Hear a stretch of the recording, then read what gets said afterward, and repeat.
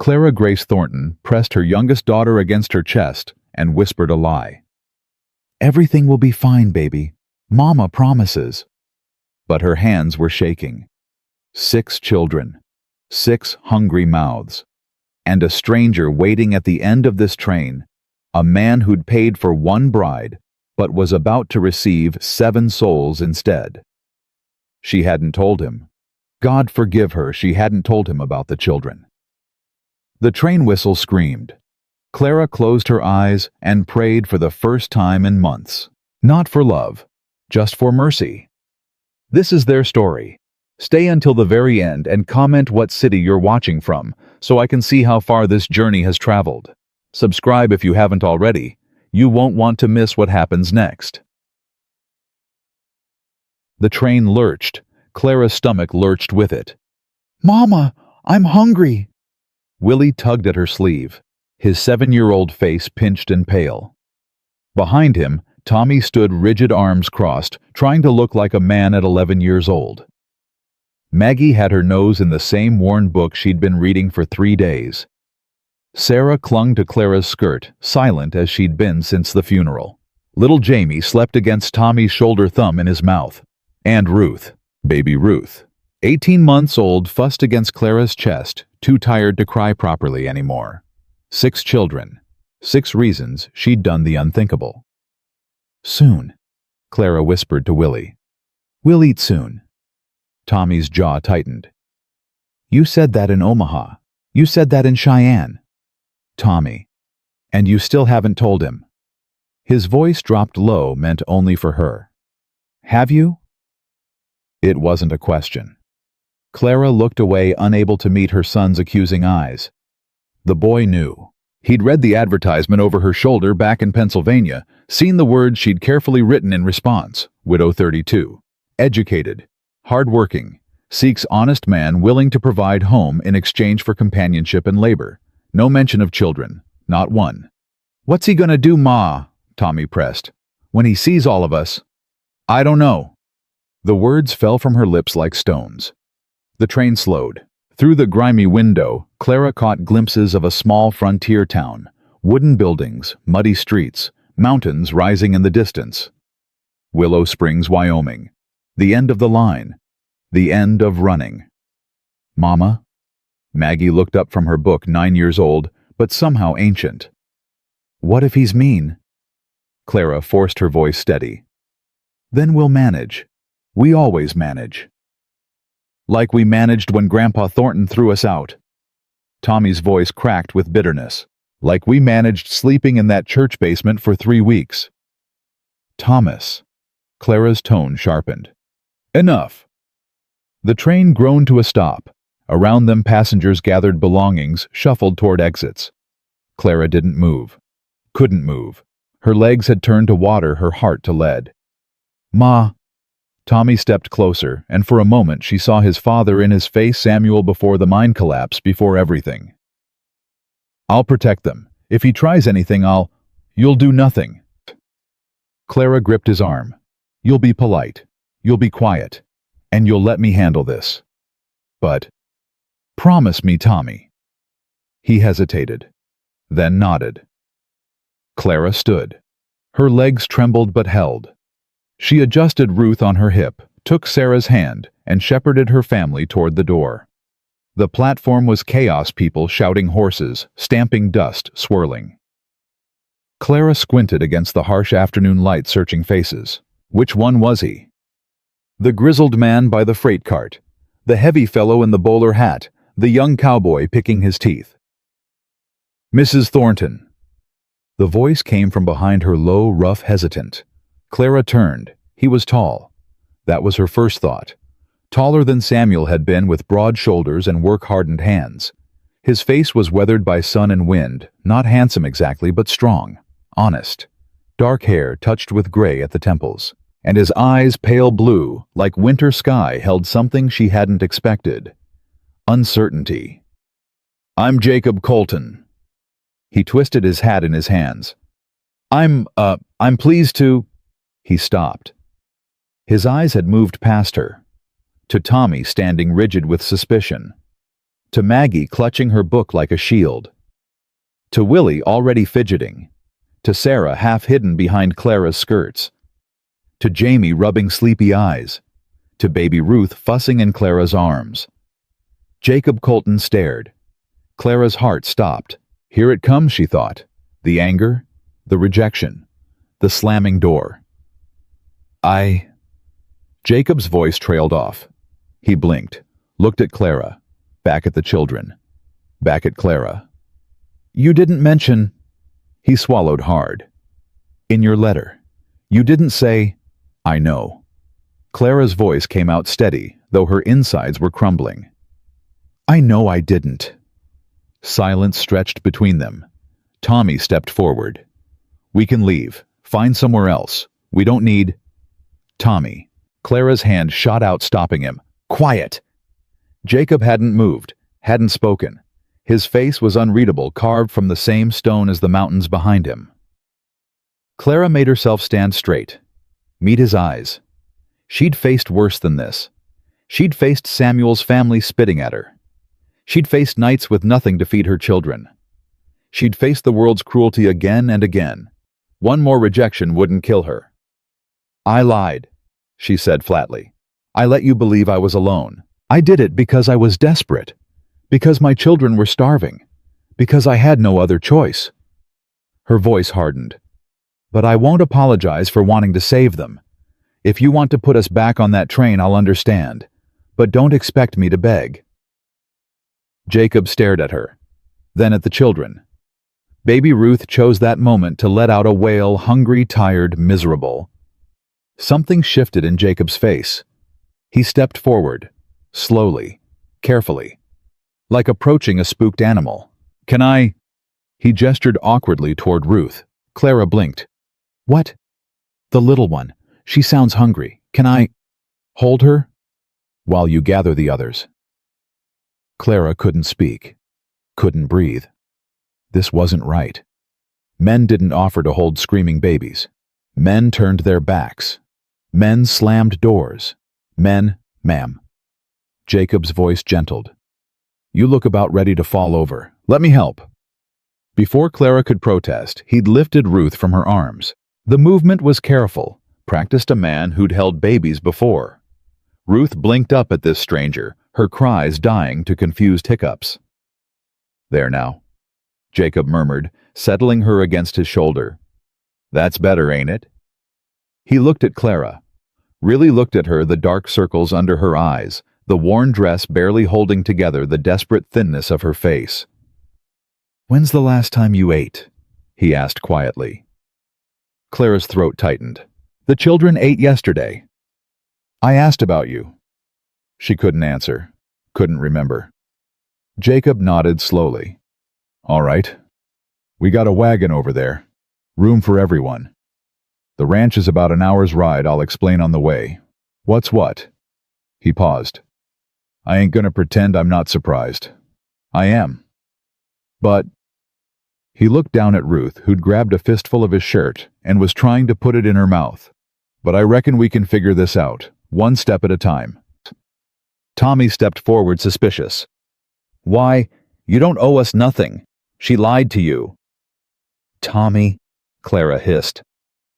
But Jacob met the boy's eyes directly, man to man. You're right. She did lie. And yeah, I could put you all back on that train. Send you back to wherever you came from. He shifted Ruth to his other arm. That what you want? Tommy faltered. I know. But... Then let's go get some food in you. We can argue about the rest later. He turned and started walking toward a wagon hitched nearby. Clara stood frozen. Around her, her children looked up with questions in their eyes. Maggie, curious. Willie, hopeful. Sarah, terrified. Tommy, suspicious. Mama? Jamie tugged her hand. Is he our new papa? Clara looked at Jacob's retreating back at her baby daughter, resting against his shoulder like she belonged there. I don't know, sweetheart. Her voice was barely a whisper. I don't know what he is. The wagon ride was silent. Jacob drove Ruth, now sleeping in a basket he'd produced from somewhere padded with his own jacket. Clara sat beside him rigid, waiting for the other shoe to drop. Behind them, the children huddled together. Tommy, watchful Maggie, making notes in her head. Willie finally quiet for once. The landscape rolled past. Mountains and prairie, endless sky, a river cutting silver through green grassland. It's beautiful. The words escaped Clara before she could stop them. Jacob glanced at her. Gets more so. The valley, I mean. Ranch is in a protected spot, mountains on 3 sides. Good grazing, good water. Clara nodded, not trusting her voice. My mother lives there too. Jacob continued, eyes on the horses. Ruth Senior, we call her. He hesitated. She's particular. Might take her a while to warm up. Might never warm up, Clara translated. Might hate me on sight. Mr. Colton. Jake. Everyone calls me Jake. Jake. The name felt strange on her tongue. Why are you doing this? You could have walked away. Should have, probably. Jake was quiet for a long moment. The wagon creaked. Horses' hooves thudded on packed dirt. Had a wife once, he said finally. Elizabeth. Lost her 8 years ago. Childbirth. His voice stayed flat, careful. Lost the baby, too. Clara's breath caught. After that, I just worked. Built the ranch, added cattle, kept busy. Figured that was enough. He shook his head. It ain't. Found that out slow, but I found it out. He looked at her, then really looked. I ain't gonna lie to you, ma'am. I sent for a wife hoping for a partner. Someone to share the work. Maybe eventually a family. He glanced back at the children. Didn't expect the family to come pre-made. But, he cut her off. I've spent 8 years building something for nobody. Watching other men come home to wives and children while I come home to empty rooms. And now I got a wagon full of young'uns who need food and shelter and a woman who looks like she's been carrying the weight of the world alone. His hands tightened on the reins. I ain't a cruel man, Mrs. Thornton. Can't promise I'll be any good at this, at any of it. But I ain't cruel. Clara felt something crack inside her chest. Something she'd kept frozen for months, maybe years. Clara, she whispered. My name is Clara. Clara. He nodded. Well, Clara, let's just take this one day at a time. See if we can figure out how to make this work. Behind them, Tommy's voice rose sharp. You think you can just buy yourself a family, that's what this is. Tommy? Clara twisted around, but Jake held up a hand. No, let the boy speak. He's got a right. Tommy's chin jutted out. You paid for a wife, not for us. We ain't part of the bargain. You're right. Tommy blinked. I what? You're right, Jake repeated calmly. You ain't part of any bargain? Your ma didn't tell me about you, so there ain't no deal that covers you. He met the boy's eyes steadily. So I reckon that means I'm choosing this, all of you. Not 'cause I have to, 'cause I want to. Tommy stared. Why would you want 6 kids you never met? Jake was quiet for a moment. Because I know what it's like to be alone, and I'm tired of it. Simple. Direct. And because your baby sister there stopped crying the minute I picked her up. First time in months, something needed me that wasn't a horse or a cow. He turned back to the horses. You don't have to trust me, son. Don't have to like me either. Just give me a chance to show you what kind of man I am. That's all I'm asking. Tommy opened his mouth, closed it, looked at his mother. Clara gave him a small nod. Tommy sat back, silent. But something in his posture had shifted just slightly.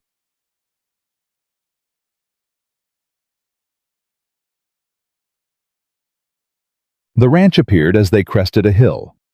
The main house was solid log construction, 2 stories with a wide porch and smoke curling from the chimney. Nearby stood a large barn stables, several outbuildings. Corrals held horses that raised their heads at the wagon's approach. Beyond it all, spread the valley green and golden, the river cutting through mountains, standing guard. Welcome to Colton Creek, Jake said quietly. Clara couldn't speak.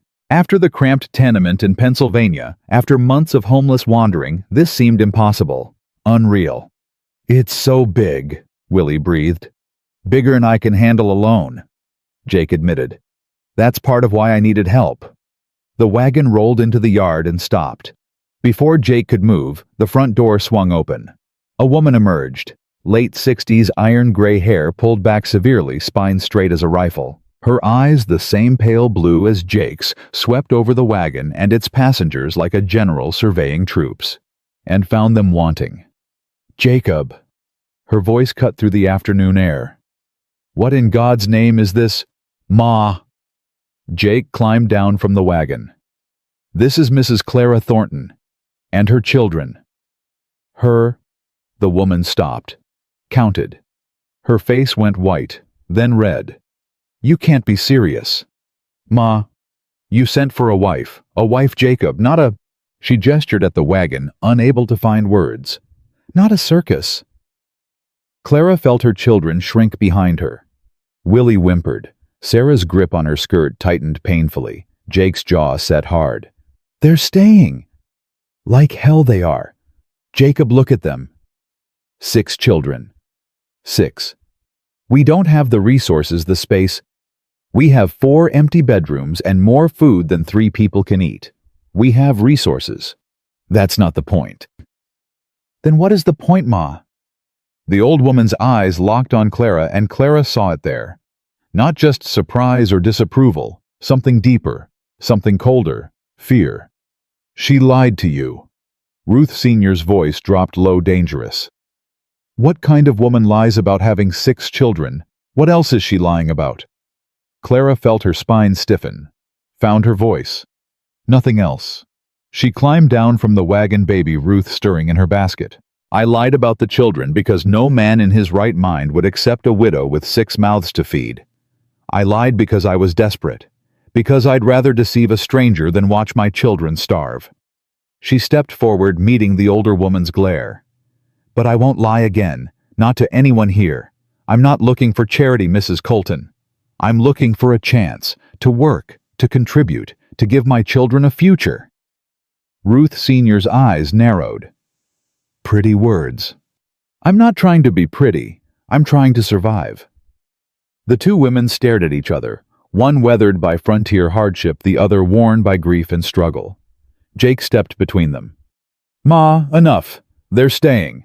We can discuss everything else later, but right now these children are hungry and tired, and they're staying." His mother's mouth pressed into a thin line. "You're making a mistake, Jacob." "Maybe. My mistake to make." She turned sharply and disappeared into the house. The door didn't quite slam, but it was close. Jake let out a long breath. "I'm sorry," he said to Clara. She'll come around. Eventually." Clara doubted that very much, but she said nothing. "Let's get you all inside. Get some food in you. We'll figure out sleeping arrangements after." The inside of the house was warm, clean, larger than Clara had expected. A big main room with kitchen and living area, a stone fireplace, a sturdy dining table. Doors led to other rooms, other spaces. Ruth Sr. was nowhere in sight. A blessing, Clara thought. Jake moved around the kitchen with surprising ease, pulling out bread cheese leftover stew that he set to warm. The children gathered at the table, eyeing the food with desperate hunger. "Go ahead," Jake said. "Don't wait on ceremony." They didn't. Willie fell on the bread like he hadn't eaten in weeks, which Clara realized wasn't far from true. Even Tommy, despite his suspicion, couldn't resist the stew. Baby Ruth woke crying, and before Clara could reach her, Jake had lifted the basket. "I've got her. You eat." "Mr. Colton, Jake, you can barely stand." His voice was gentle but firm. "When's the last time you put yourself first?" Clara couldn't remember. She ate. The food was simple but plentiful, and she felt strength returning with each bite. Around her, her children were transforming color, coming back to cheeks, light returning to eyes. "This is really good," Maggie said solemnly. Did you make it? Mrs. Chen in town made the bread. I did the stew. Jake jiggled Ruth on his knee, making the baby gurgle. I ain't much of a cook, but I manage. Our ma's a good cook, Willie announced through a mouthful of cheese. She used to make apple pie on Sundays. That's so. The best pie. Jamie agreed sleepily, already half dozing against Tommy's shoulder. Clara watched Jake with her baby, watched how careful he was, how natural. This man who'd lost a child of his own, who'd spent 8 years alone, holding her daughter like she was precious. It didn't make sense. Why? The word escaped before she could stop it. Jake looked up. Why are you being kind? Clara's voice cracked. Why aren't you angry? Jake was quiet for a moment, still bouncing Ruth. I was angry. On the platform when I first saw all of them. Felt like I'd been played for a fool. You were played for a fool. Maybe. He looked at her and something raw flickered in his eyes. But then I saw your face, the way you were bracing yourself, like you expected me to hit you. Clara flinched. And I thought about what kind of man makes a woman expect that, what you must have been through to look at a stranger that way. He shook his head. I ain't that man, Clara. Whatever else I am, I ain't that. The children had grown quiet, listening. I ain't saying this'll be easy, Jake continued. It won't. My mother's gonna fight me on this. The ranch is hard work. Winter's comin', and it's gonna be brutal. He met her eyes. But I'm willing to try if you are. Clara felt tears prick her eyes, refused to let them fall. I don't know how to do this, she whispered. I don't know how to be a wife again. I don't know if I can trust. Then don't, not yet. Jake's voice was steady. Trust takes time. I ain't asking for it today. I'm asking for a chance. Baby Ruth grabbed his finger and shoved it in her mouth. Jake laughed a rusty sound like he hadn't used it in years. Your daughter's got strong opinions about negotiations. Something broke loose in Clara's chest. A laugh wet, exhausted, half hysterical. She's stubborn. All my children are. Good. Jake smiled. Stubborn survives. Night fell over Colton Creek Ranch. Clara stood at the window of the room Jake had given her, a proper bedroom with a real bed, a dresser, a washstand. The children were distributed through the houseboys, in one room, older girls in another, baby Ruth's basket beside Clara's bed. It was too much, too fast. Her head spun, trying to make sense of it all. A knock at the door. Clara? Jake's voice muffled. You decent... She opened the door. He stood in the hallway, awkward, holding something in his hands. Found this in the attic. Thought the baby might need it. A cradle, old but solid, carved with simple designs. It was mine, Jake said quietly. My mother saved it. Don't know why I told her to burn it after Elizabeth. He didn't finish. Clara touched the smooth wood. Jake, I can't. It's just sitting in the dark collecting dust. Might as well be used. She looked up at him, this complicated man who kept doing unexpected things. Why do you keep surprising me? Jake's mouth quirked. Maybe because you expect the worst, and I've spent 8 years trying to be better than the worst. He set the cradle down inside her door. Sleep well, Clara. Tomorrow we'll figure out the rest. He turned to go. Jake. He stopped. Thank you. The words felt inadequate. For all of it. He nodded once, then disappeared down the hallway. Clara closed the door, leaned against it, breathed.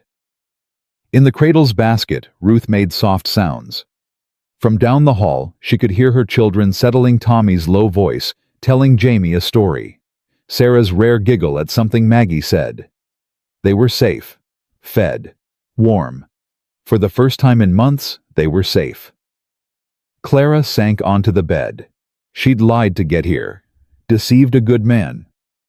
But looking around this room, this solid, warm, impossible room, she couldn't bring herself to regret it. Whatever came next, whatever battles lay ahead with Jake's mother, with this new life, with her own battered heart, her children had a chance, and for now, that was enough. Downstairs, Jake sat alone by the dying fire. His mother had refused to come out of her room. The children were settled. Clara was resting. And he was sitting here in the dark trying to understand what he'd just done. 6 children, a woman who'd lied to him, a mother who thought he'd lost his mind. Maybe he had. He thought about Elizabeth, about the child he'd never gotten to hold, about 8 years of emptiness of building walls around a heart that had nowhere to go. And then he thought about Clara's face on that platform, the way she'd braced for cruelty, the way she'd stood her ground anyway. I won't apologize for wanting to save them. No, she wouldn't. And somehow, that made him respect her more, not less. Jake leaned back, staring at the embers. He didn't know if this would work. Didn't know if he could be a husband, a father, whatever this situation required. Didn't know if his mother would ever accept it, if Clara would ever trust him, if those children would ever see him as anything other than a stranger who'd bought their mother. But for the first time in 8 years, the house didn't feel empty. And for now, that was enough. Outside, the Montana wind whispered through the valley, carrying the first bitter promise of winter. Somewhere in the darkness, a wolf howled. And in a house full of strangers learning to become family, everyone finally slept. Morning came hard and fast. Clara woke to the sound of a rooster crowing and baby Ruth fussing in her cradle. For a disorienting moment, she didn't know where she was. The ceiling was wrong. The bed was too soft. The air smelled like pine and wood smoke instead of coal and garbage. Then memory flooded back. The train. Jake Colton. 6 children scattered through a stranger's house. She sat up, every muscle aching from weeks of travel. Ruth's cries were escalating, and Clara lifted her quickly, pressing the baby to her chest. "Shh, sweet girl. Mama's here." From somewhere in the house, she heard voices. Her children's voices, and another one she didn't recognize. High and sharp and angry. Ruth Sr. Clara's stomach clenched.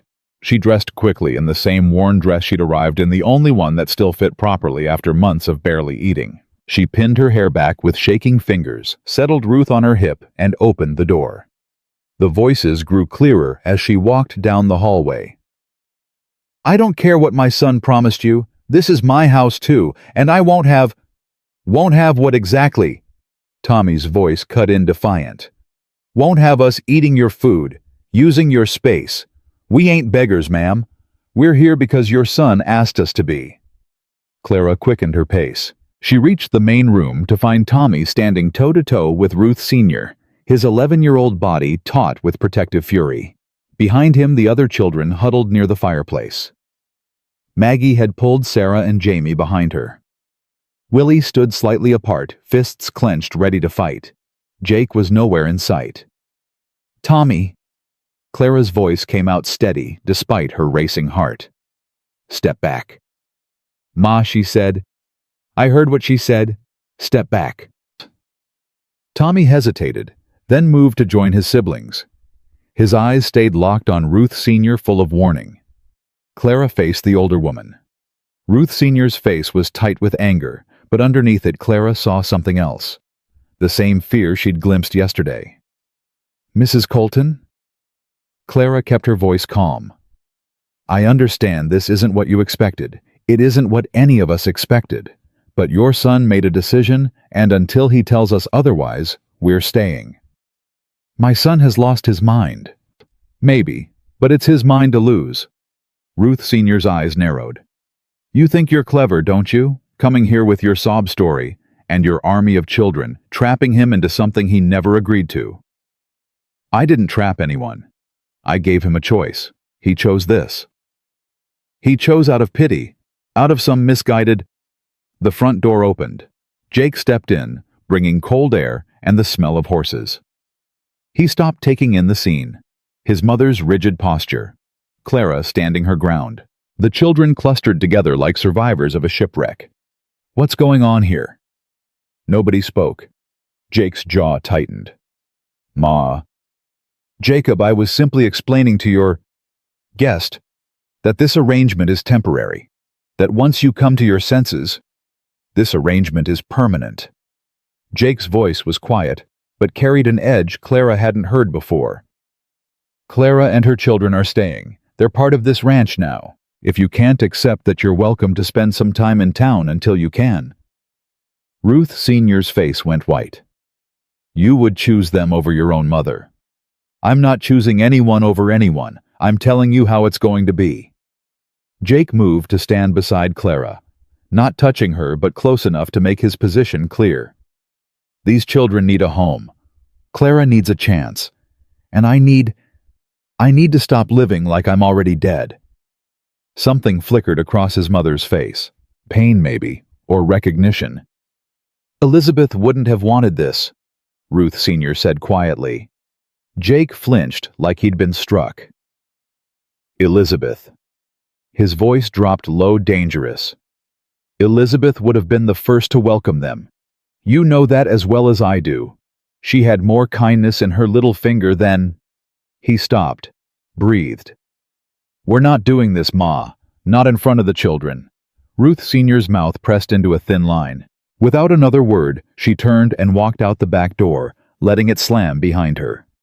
Silence filled the room. Clara let out a breath she hadn't realized she was holding.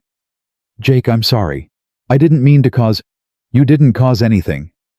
Jake ran a hand through his hair. She's been like this since Elizabeth died. Scared of losing anyone else. Scared of letting anyone new in. He looked at her. She'll come around. Just give her time. Clara nodded, though she doubted time would be enough.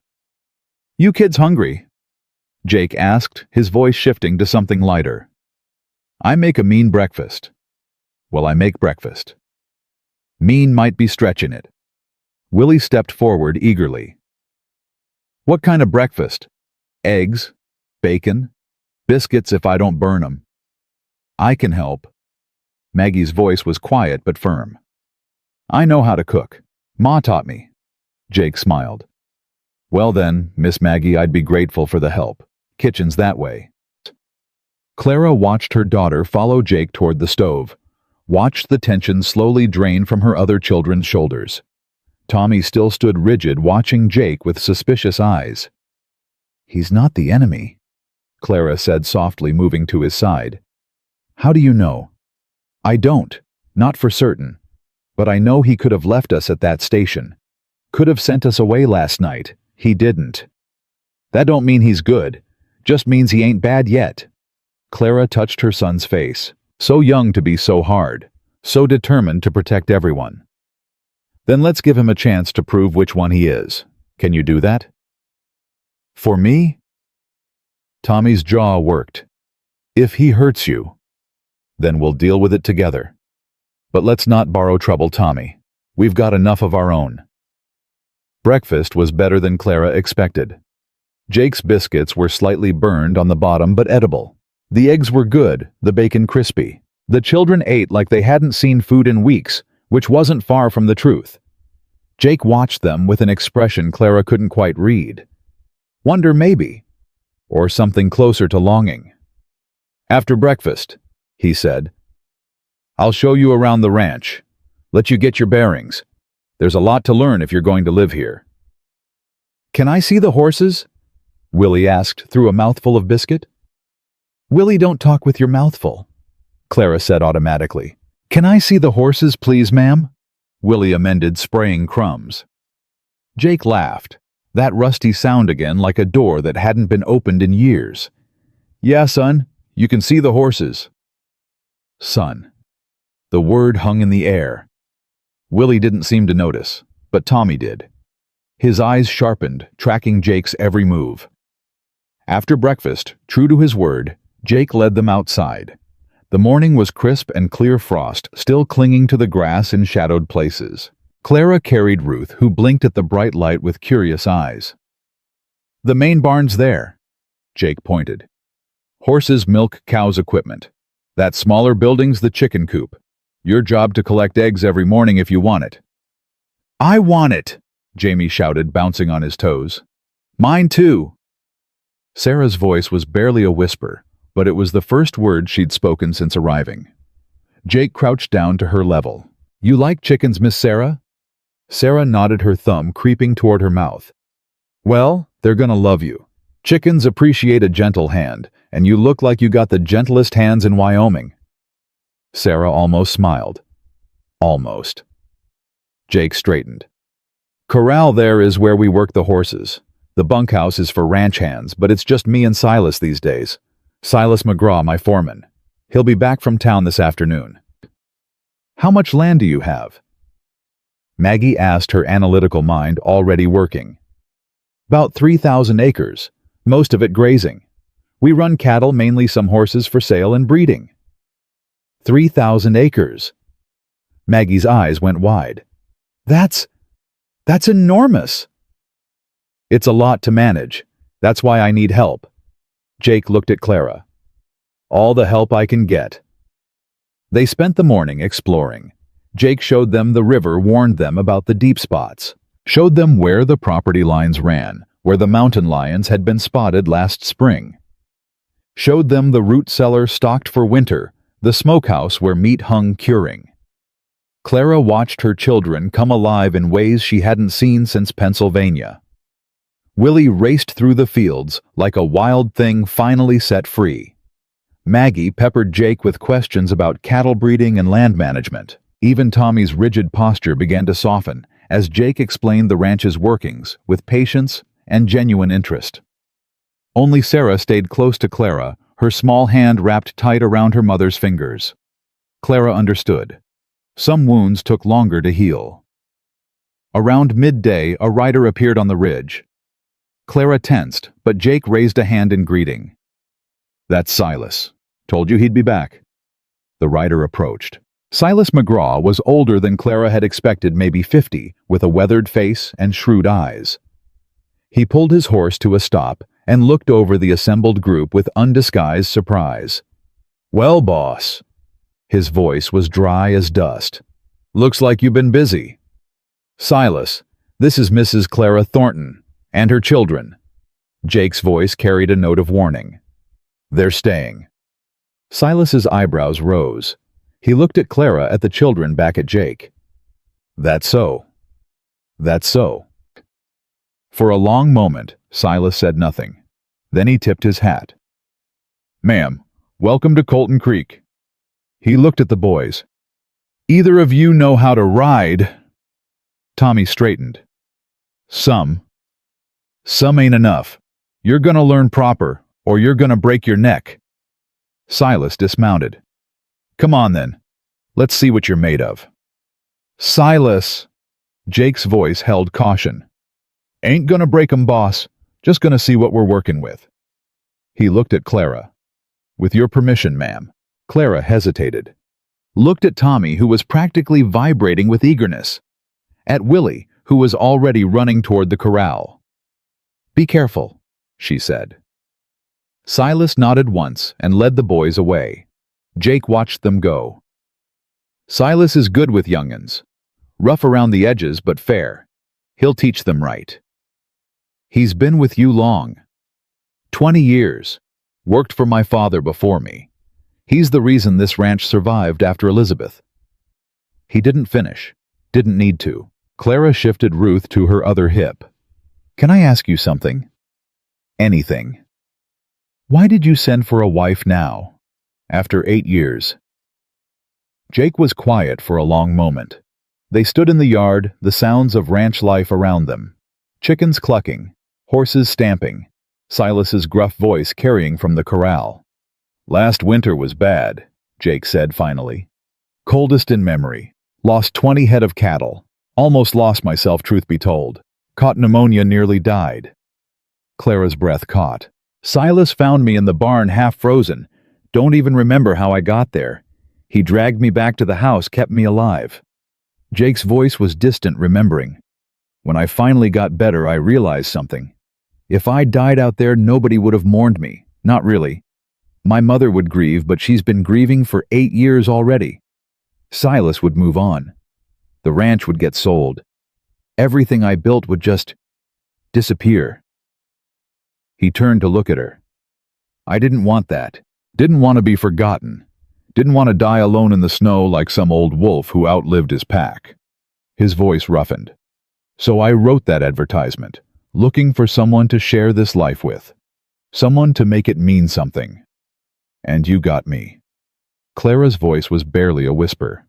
A widow with 6 children, and nothing to offer but trouble.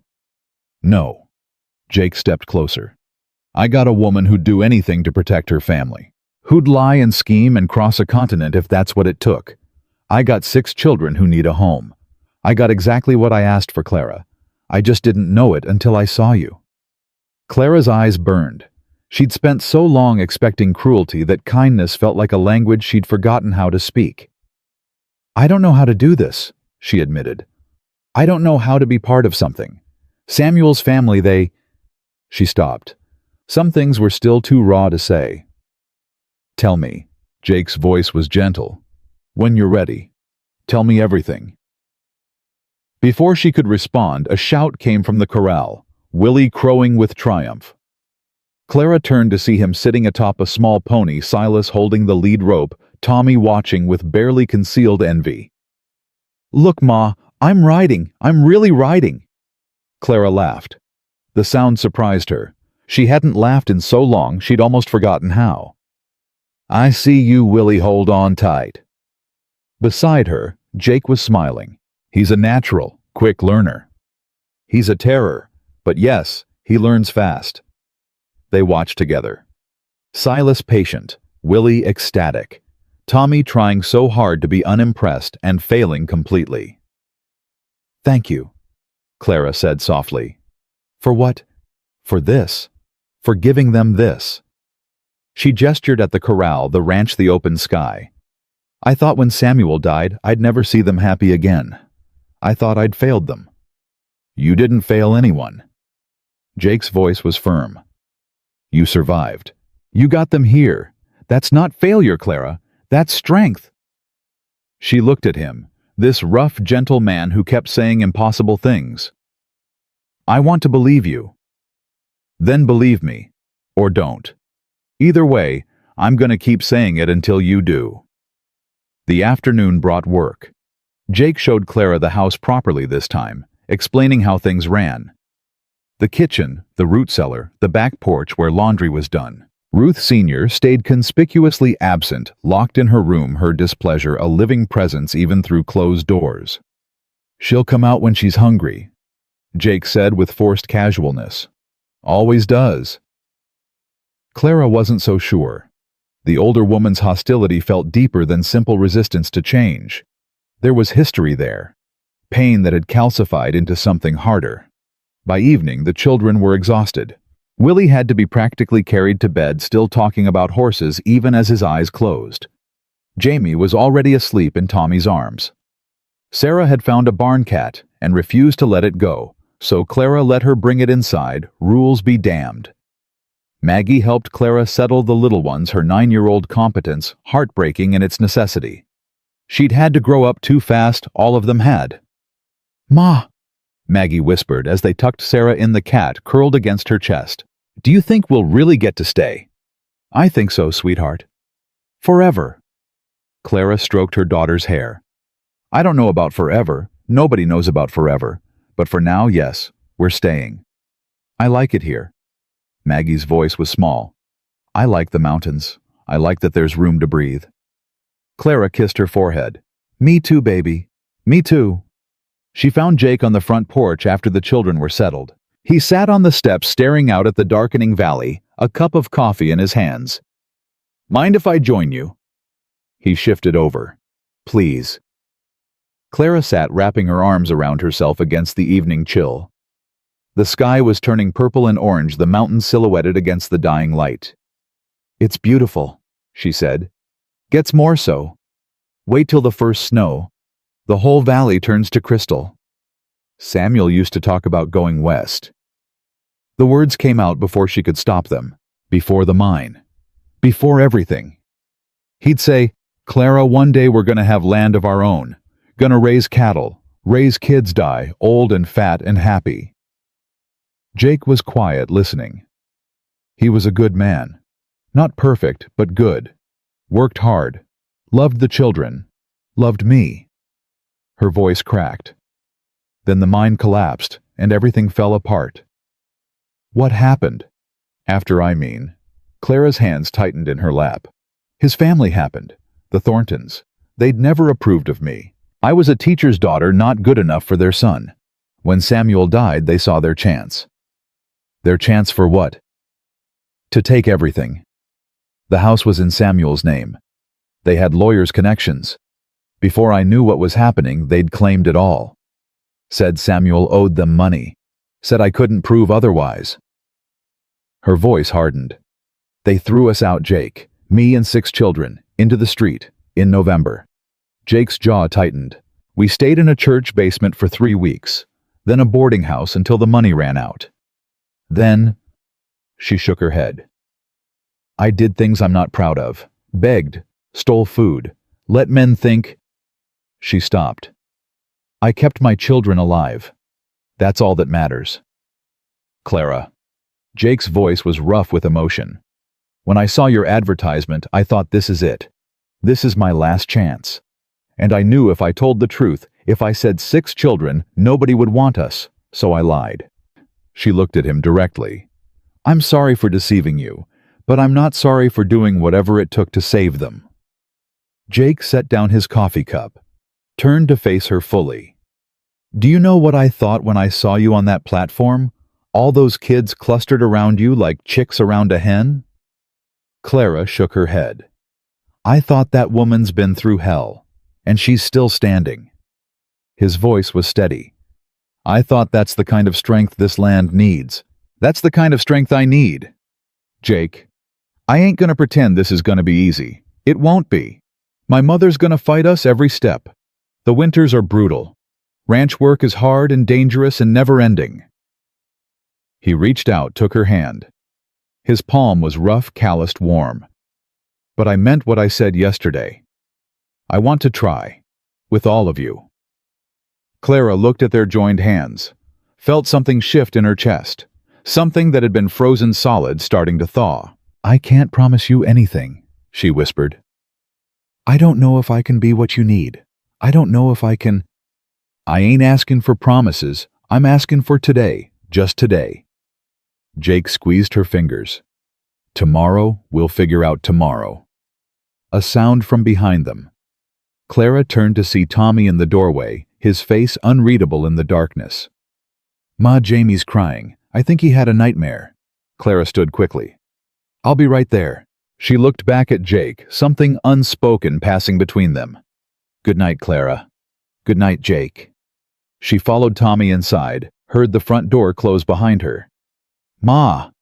Tommy's voice was low, urgent. What were you doing out there? Talking, just talking. He was holding your hand. Clara stopped, turned to face her son. In the dim hallway, he looked older than 11, harder. A boy who'd had to become a man too soon. Tommy, I know this is difficult. I know you're trying to protect us, but Jake isn't the enemy.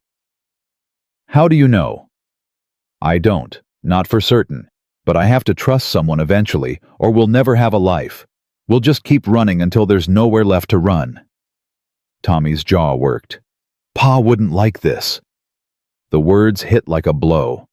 Clara felt tears prick her eyes. Your father is dead, Tommy. He's been dead for 2 years, and I've spent those 2 years doing everything I could to keep you all alive. Her voice shook. I'm tired. I'm so tired. And Jake is offering us a chance. A real chance. Will you please just let me try? Tommy stared at her. For a moment, he was just a boy again, small and scared and desperate for someone to make things okay. I miss him, Ma. His voice cracked. I miss Pa. Clara pulled him into her arms. He resisted for a moment, then collapsed against her, his thin shoulders shaking with silent sobs. I know, baby. I miss him too. She stroked his hair. But missing him doesn't mean we stop living. It doesn't mean we stop hoping for something better. What if Jake's just pretending? What if he turns out bad? Then we'll deal with it, together, like we've dealt with everything else. Clara held him tighter. But I don't think he's pretending, Tommy. I think he's lonely and broken and looking for the same thing we are. a family, a home. Tommy pulled back, wiping his eyes with his sleeve. I don't trust him yet. You don't have to. Not yet. Just don't fight me on this. Can you do that? A long pause. Then slowly, Tommy nodded. I'll try, Ma. For you. That's all I ask. From down the hall, Jamie's whimpering grew louder. Clara kissed Tommy's forehead and went to comfort her youngest son. Behind her, Tommy stood alone in the dark hallway, watching her go. 3 days passed. 3 days of learning the rhythm of the ranch. 3 days of meals together, work side by side, slow and careful, getting to know each other. 3 days of Ruth Sr.'s pointed absence, taking her meals in her room, emerging only when absolutely necessary. On the 4th morning, everything changed. Clara was in the kitchen, Ruth on her hip, when she heard shouting from outside. Men's voices, angry and urgent. Jake's voice rising above them. She ran to the porch. 3 riders had come into the yard. Men she didn't recognize, well-dressed, mounted on expensive horses. The leader was tall and imposing, with iron gray hair and cold eyes. Jake stood facing them, Silas at his side, tension radiating from every line of their bodies. I'm gonna ask you one more time, Morgan. The leader's voice carried clearly. Let's talk business, like civilized men. We got nothing to talk about, Beaumont. The answer's the same as it's been for 3 years. No. Beaumont. Clara recognized the name. Jake had mentioned him once. The banker. The land grabber. The man who'd been trying to buy out every small rancher in the valley. Now that's short-sighted. Beaumont leaned forward in his saddle. The railroad's coming through, right through this valley. You can either sell to me now for a fair price, or watch your land get seized when the government decides they need it. Government don't need my land. Railroad can go around. Can, but won't. Progress waits for no man, Morgan.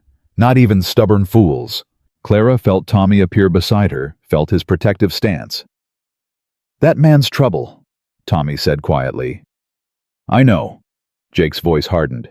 Get off my property, Beaumont. Take your threats somewhere else. Beaumont's cold gaze swept the yard, landed on Clara. On the children gathering behind her. Well, well. What's this Jake Morgan finally found himself a woman? His smile was predatory.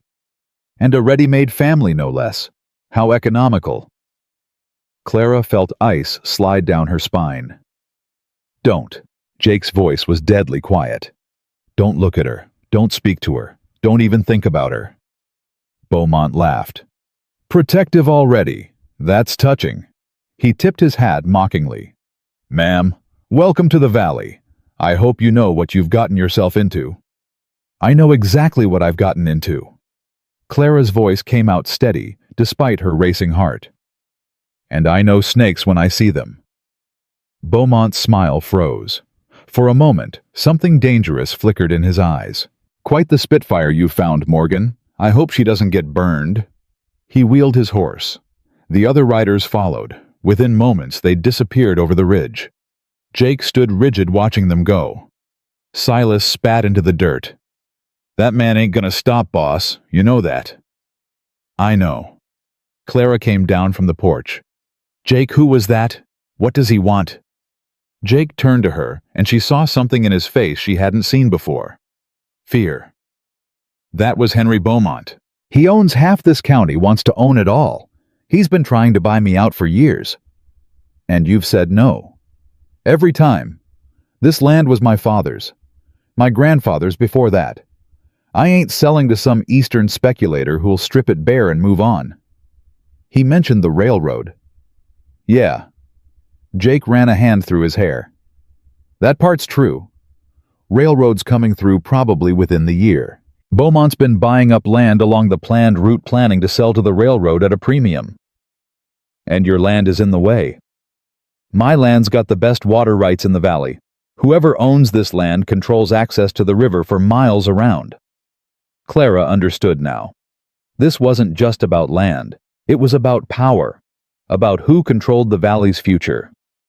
What are you going to do? Jake looked at her. at the children clustered on the porch watching with worried eyes. Same thing I've always done, hold my ground. He paused. But Clara, you need to understand something. This situation just got more complicated. Beaumont knows about you now, about the children. He's not above using that. Using us how? Any way he can. That man's got no conscience, no limits. If he thinks threatening you will get me to sell...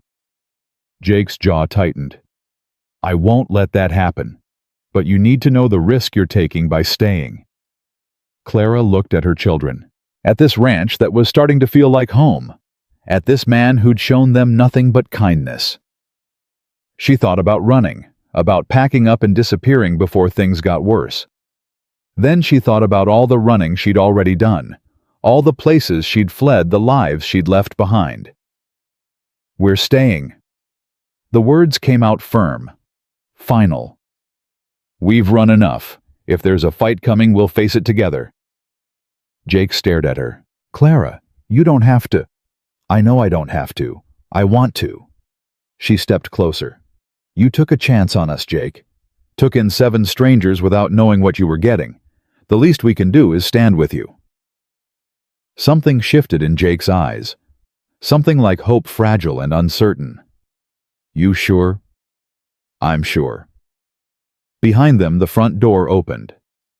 Ruth Sr. stepped onto the porch, her face set in hard lines. I heard, she said flatly. Beaumont was here. Ma, I don't want to. Quiet, Jacob. Ruth Sr.'s voice was sharp. I heard what that woman said. About staying. About fighting. She looked at Clara. For a long moment, the two women stared at each other.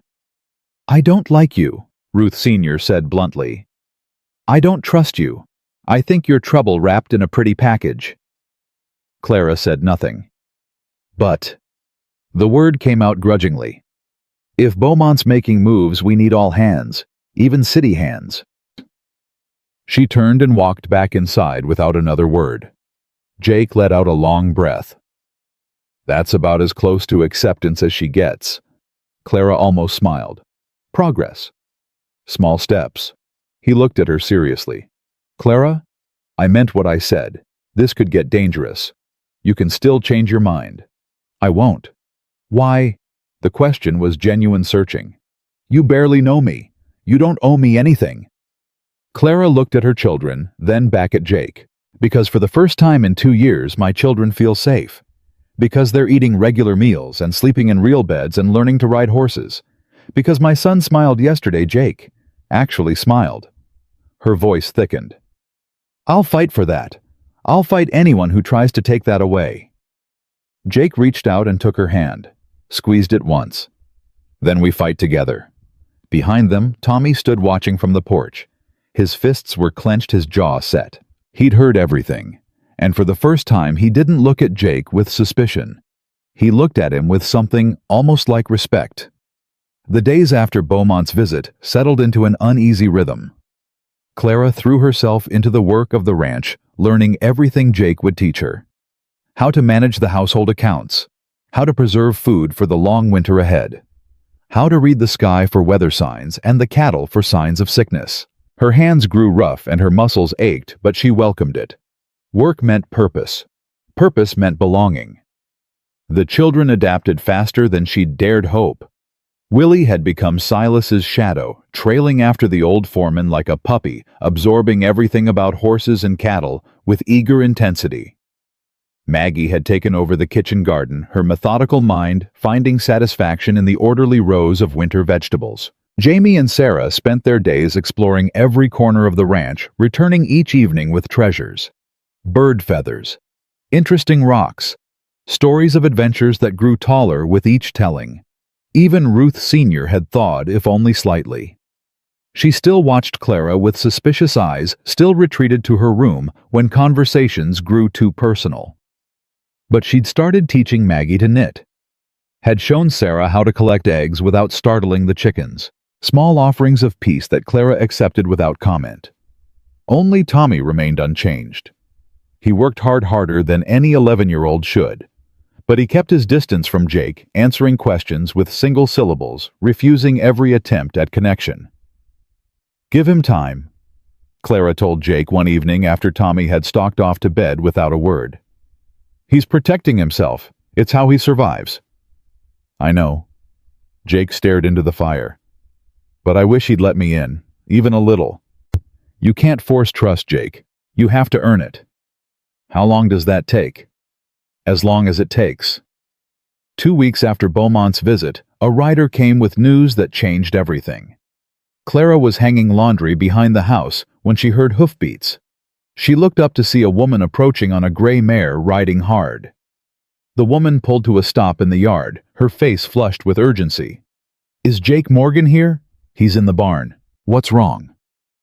The woman dismounted, and Clara saw she was perhaps 40, with weather-beaten skin and worried eyes. "Mary Ellen Shaw, I own the spread east of here. I need to talk to Jake, now." Jake emerged from the barn before Clara could call him, drawn by the commotion. "Mary Ellen, what's happened?" "Beaumont." The word came out like a curse. "He's buying up notes. Every rancher in the valley who owes the bank money he's calling in their debts, demanding full payment within 30 days. Jake's face went hard. "How many?" "At least 5 that I know of. The Hendersons, the Crawfords, old Thomas Brennan." Mary Ellen's voice shook. "They can't pay Jake. Nobody has that kind of money this time of year. They'll lose everything." Clara felt ice form in her stomach. She'd seen this before. The same tactic Samuel's family had used against her. Legal theft dressed up in respectable clothes. "He's trying to force them out," she said quietly. "Buying up their land cheap when they default." Mary Ellen looked at her sharply. "You're the new wife." "Clara." "She's right," Jake said grimly. "Beaumont's been trying to control the valley for years. This is his play. Force out the small ranchers, consolidate their land, sell to the railroad at a premium." "So what do we do?" Mary Ellen demanded. "Just watch while he steals everything we've built." "No."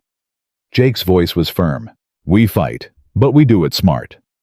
He turned to Clara, and she saw something in his eyes she hadn't expected. Respect. Reliance. "You've got education, Clara. You know about law, about documents. I need you to look at Mary Ellen's loan papers. See if there's anything we can use." Clara nodded without hesitation. "Bring me everything you have." That night, Clara sat at the kitchen table surrounded by papers, reading by lamplight while the children slept. Loan agreements, mortgage documents, letters from the bank. Her eyes ached and her head throbbed, but she kept reading. Jake sat across from her watching, waiting. "Here." Clara's finger stopped on a line of text. "The original loan agreement specifies 90 days notice before any acceleration of payment, not 30. Meaning Beaumont's violating his own contract. He can't legally demand payment in 30 days. Hope flickered across Jake's face. "That's enough to stop him?" "Maybe, if Mary Ellen contests the demand. If the other ranchers do the same. If we can get it in front of a judge before Beaumont's friends in the sheriff's office force them off their land." "That's a lot of ifs." "It's a chance. More than they had this morning." Jake leaned back. "Where'd you learn all this, the law stuff?" Clara smiled faintly. "My father was a teacher, but his brother was a lawyer. Uncle Robert used to let me read his case files when I was young. Said I had a mind for it." Her smile faded. "He offered to help when Samuel's family threw us out, but he died before he could." "I'm sorry."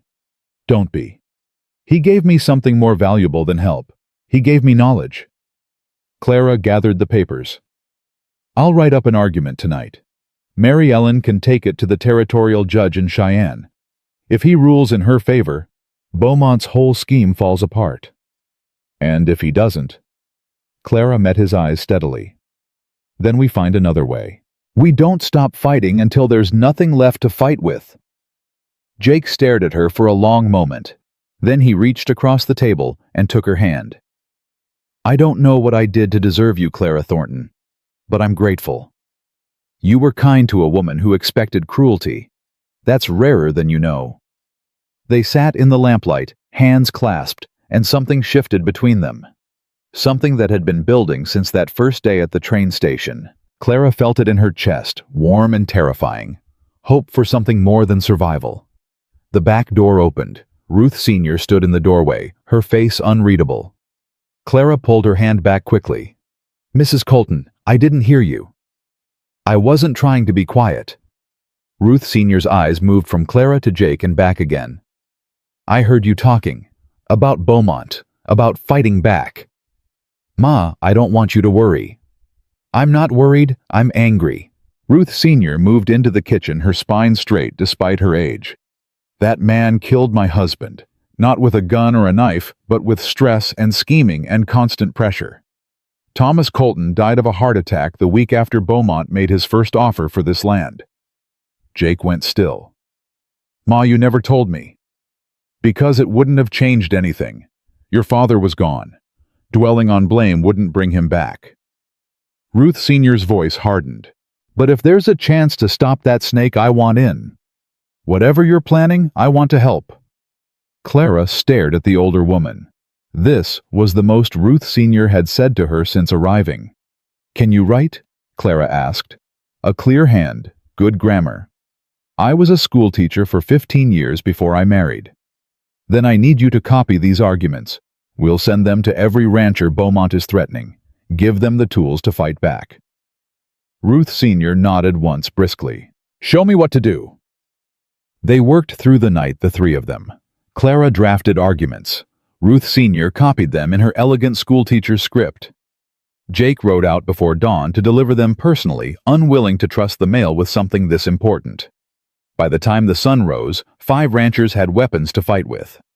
By the time the sun set, Beaumont knew he had a war on his hands.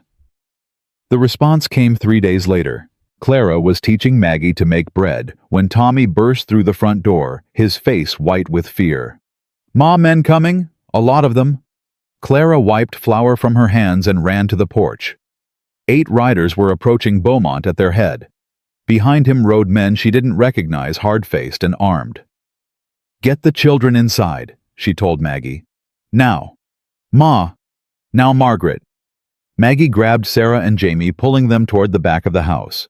Tommy didn't move. "Tommy, go with your sister." "No." His voice was hard adult. "I ain't hiding." There was no time to argue. The riders had reached the yard. Beaumont dismounted with the casual arrogance of a man who owned everything he surveyed. His eyes found Clara on the porch, and something ugly flickered in them. "Mrs. Thornton, or should I say, Mrs. Colton, I hear congratulations are in order. Mr. Beaumont, you're trespassing." "Am I?" He looked around the yard with exaggerated interest. "I don't see your husband anywhere. Seems careless leaving a woman and children alone with so much trouble in the valley." Clara's heart hammered, but she kept her voice steady. "Jake will be back shortly, with the sheriff." "The sheriff?" Beaumont laughed. "The sheriff works for me, Mrs. Colton. Everyone in this valley works for me. Or they will soon enough." He stepped closer to the porch. Tommy moved to block him, his young body taut with desperate courage. "Don't come any closer." Beaumont looked down at the boy with amused contempt. "And what will you do if I do boy hit me with a stick? I'll do what I have to." Something flickered in Beaumont's eyes. Calculation. "Brave little defender. Your mother must be proud." He looked past Tommy to Clara.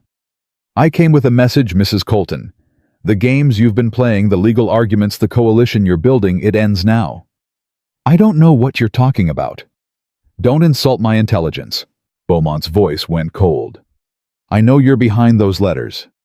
I know you're the one teaching these dirt farmers to fight back. It's clever, I'll admit that. But clever won't save you." He reached into his coat. Clara tensed, ready to throw herself in front of Tommy. But it was just a paper. A document with official-looking seals. "This is a territorial order. The railroad survey has been approved. Construction begins in the spring." Beaumont smiled. "Right through this valley. Through your husband's land. The government will seize what I can't buy, and there's not a lawyer in the territory who can stop it." Clara took the document, read it, felt her stomach drop. It was real, official, devastating. "You'll be compensated, of course. Beaumont continued. Pennies on the dollar, but something. Unless you'd prefer to sell to me now at a fair price and avoid the unpleasantness. Get off my land. The voice came from behind Beaumont. Jake rode into the yard, Silas beside him, rifles visible across their saddles. Behind them came other riders. Mary Ellen Shaw, Thomas Brennan, the Crawford brothers. 5 more ranchers Clara didn't recognize. Beaumont turned slowly. Morgan. Finally decided to show up. I've been busy, talking to neighbors, making plans. Jake dismounted, his eyes never leaving Beaumont. Seems I'm not the only one tired of your games. Games. Beaumont spread his hands. I'm just a businessman, Morgan, trying to help this valley enter the modern age. You're a thief. Always have been. Jake stepped forward. But you miscalculated this time. You thought you could pick us off one by one. Thought we were too scared to fight back. He gestured at the ranchers behind him. We're not scared anymore. Beaumont's smile didn't waver, but Clara saw something tighten in his eyes. Very dramatic. But drama doesn't change facts. The railroad is coming. The survey is approved. You can form all the alliances you want, but progress can't be stopped. Maybe not. But it can be redirected. Jake pulled out a document of his own. This is a petition to the territorial governor, signed by every rancher in this valley, requesting an alternative survey route that doesn't destroy our livelihoods. The governor is a friend of mine. The governor is an elected official who wants to stay in office, and we've sent copies to every newspaper from here to Washington. Jake's voice hardened. How do you think it'll play, Beaumont? Big Eastern speculators forcing honest ranchers off their land, widows and children thrown into the cold so rich men can get richer. For the first time, Beaumont's confidence flickered. You're making a mistake, Morgan. No, you made the mistake, when you came after my family. Beaumont's eyes moved to Clara, to Tommy still standing rigid on the porch, to the other children's faces visible through the window. This isn't over, he said quietly. No. Jake agreed. But the rules have changed. You want this land, you'll have to go through all of us, together. Beaumont mounted his horse. His men followed, their easy arrogance diminished. Enjoy your victory, Morgan. It won't last. He rode away. His men followed. The dust of their departure hung in the air like a threat. Clara let out a breath she hadn't realized she was holding. Her legs trembled. She sat down heavily on the porch steps. Jake was beside her instantly. Clara, are you all right? I'm fine. She pressed her hands to her face. I thought he was going to hurt them. The children. I thought... He didn't. He won't. I won't let him. You can't promise that. No. Jake sat beside her. But I can promise I'll die trying to protect them, all of them, you included. Clara looked at him, this man who kept surprising her, who'd taken in 7 strangers and made them his own. I believe you, she whispered. And she did. For the first time in years, she believed someone who made her a promise. Tommy appeared in front of them. His face was pale, his hands shaking, but his eyes were clear. You came back, he said to Jake. You brought help. Of course I did. I thought... Tommy stopped, swallowed hard. I thought you might not. Might decide we weren't worth the trouble. Jake reached out and gripped the boy's shoulder. Listen to me, son. You're not trouble. None of you are. You're family now. And family means I will always come back. No matter what. Tommy stared at him. Something crumbled behind his eyes. All the walls he'd built, all the defenses cracking at last. Pa used to say that. His voice broke. Family means always.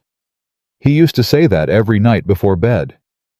Then he was a wise man, and he raised a brave son.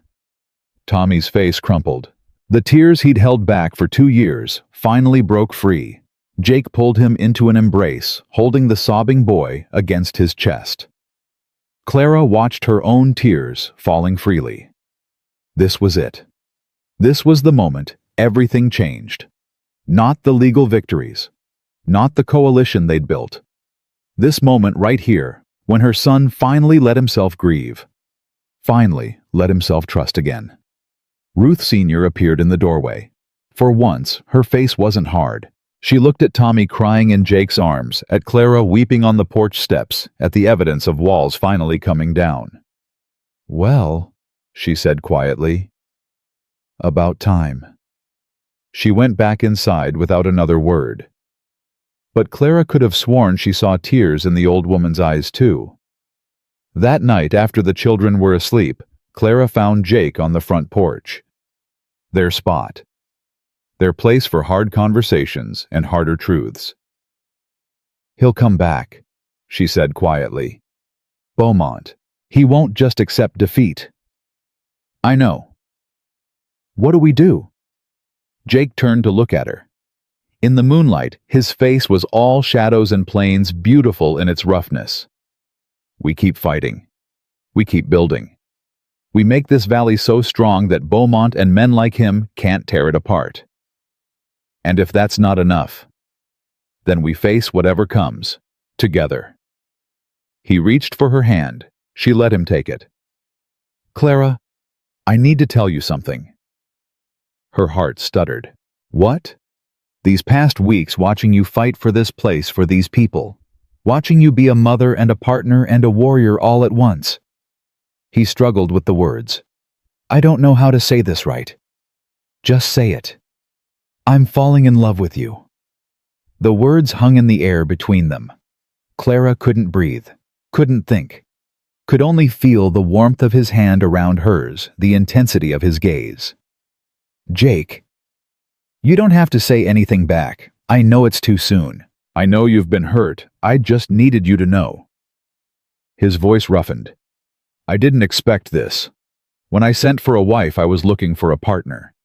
Someone to share the work. I never thought I'd find this." Clara looked at him. This man who'd promised her kindness and delivered it every single day. Who'd taken in her children and loved them without hesitation. Who'd fought for strangers because it was right. "I'm scared," she whispered. "I'm scared of feeling this. Scared of losing it." "I know. I'm scared too. What if I can't be what you need? What if I'm too broken?" Jake lifted her hand to his lips, pressed a kiss to her roughened fingers. "You're not broken, Clara. You're forged. There's a difference." She felt something crack inside her. The last wall. The final defense she'd built around her heart. "I love you too." The words came out small, terrified, true. Jake's face transformed. Joy and disbelief and hope all tangled together. "Clara, I love you," she repeated, stronger now. "I didn't mean to. Didn't want to. But you made it impossible not to." He kissed her then. Soft and gentle and full of promise. Not demanding, just asking. Offering. She kissed him back. Above them, the Montana sky blazed with stars. Around them, the valley slept peacefully. And somewhere in the dark house behind them, 6 children dreamed of horses and adventures, and a future that finally seemed possible. The kiss ended. They stayed close, foreheads touching, breathing the same air. "Whatever comes next," Jake whispered, "we face it together." "Together," Clara agreed. And for the first time since Samuel died, she believed in tomorrow.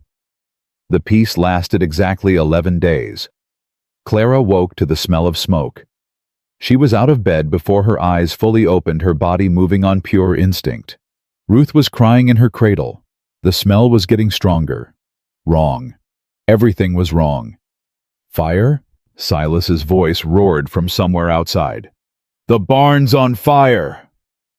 Clara grabbed Ruth, threw open her door. The hallway was already filling with haze. Tommy was there, pulling Jamie from bed, his face set with terrified determination. "Get everyone out," Clara ordered. "The front door. Now." "Ma, where are you?" "Just go, Tommy. Get your sisters. Go."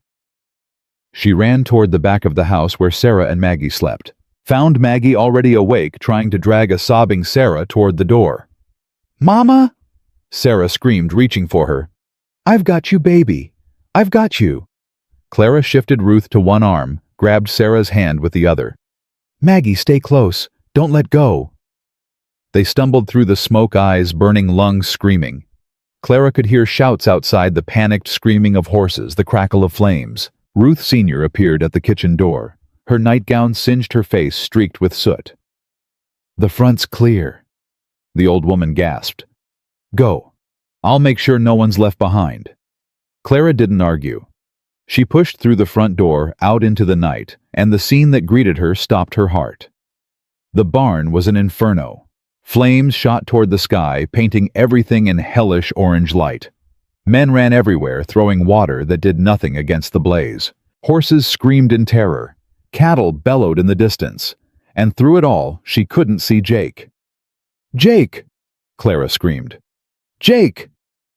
Tommy appeared at her side, Willie and Jamie in tow. "Ma, I can't find him. I can't." A figure emerged from the smoke near the barn. Silas, his face blackened, half carrying another man. Jake. Clara shoved Ruth into Tommy's arms and ran. Her feet were bare, the ground cold and rough, but she didn't care. Didn't feel anything except the desperate need to reach him. "Jake! Jake, please!" He was conscious. Coughing violently, his shirt burned through in places, but conscious. His eyes found hers in the chaos. "Clara." His voice was raw, broken. "The horses. I got the horses out. Most of them." "I don't care about the horses." She grabbed his face with both hands, forced him to look at her. "Are you hurt? Are you—" "I'm all right. I'm—" He broke into another coughing fit. Silas lowered him to the ground. "He went in twice," Silas said grimly. "Stupid fool. Barn was already collapsing. Damn near killed himself saving those animals." Clara sank to her knees beside Jake, tears cutting tracks through the soot on her face. "Don't you ever do that again. Don't you dare.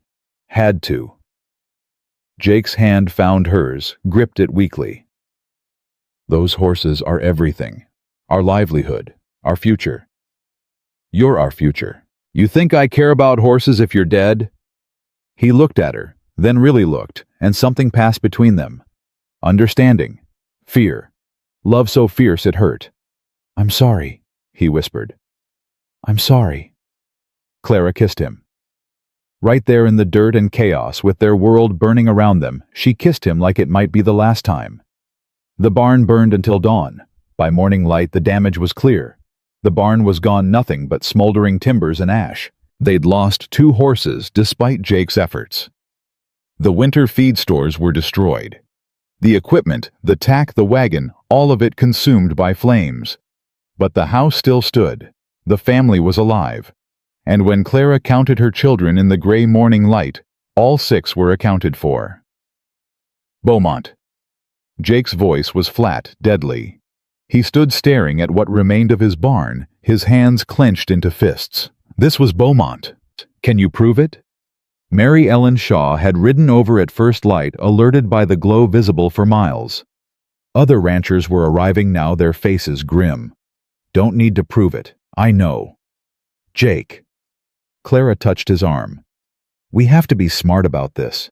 If we accuse him without proof, I don't care about proof." Jake whirled on her, and for the first time she saw fury in his eyes. Real fury, hot and dangerous. "He could have killed you. All of you. The children." His voice broke. He turned away, shoulders shaking. Clara moved to him, wrapped her arms around him from behind. Felt the tremors running through his body, rage and fear and grief all tangled together. "We're alive," she said quietly. "We're all alive. That's what matters. This is my fault. I brought this on you. If I'd just sold, then he would have won. And other families would have suffered. And everything you've fought for would mean nothing." Clara forced him to turn to face her. "You are not responsible for another man's evil, Jake. Beaumont made this choice, not you." "She's right." Thomas Brennan stepped forward, his weathered face hard. We all made the choice to stand together. We knew there'd be consequences. I didn't know the consequences would fall on my family. They've fallen on all our families. Mary Ellen's voice was steady. My fence lines were cut last week. The Crawfords found their water supply poisoned. We've all been paying the price. Jake looked at the gathered ranchers, men and women he'd convinced to fight, people who'd trusted him. Then what do we do? How do we stop a man who'll burn our homes while we sleep? Silence fell over the group.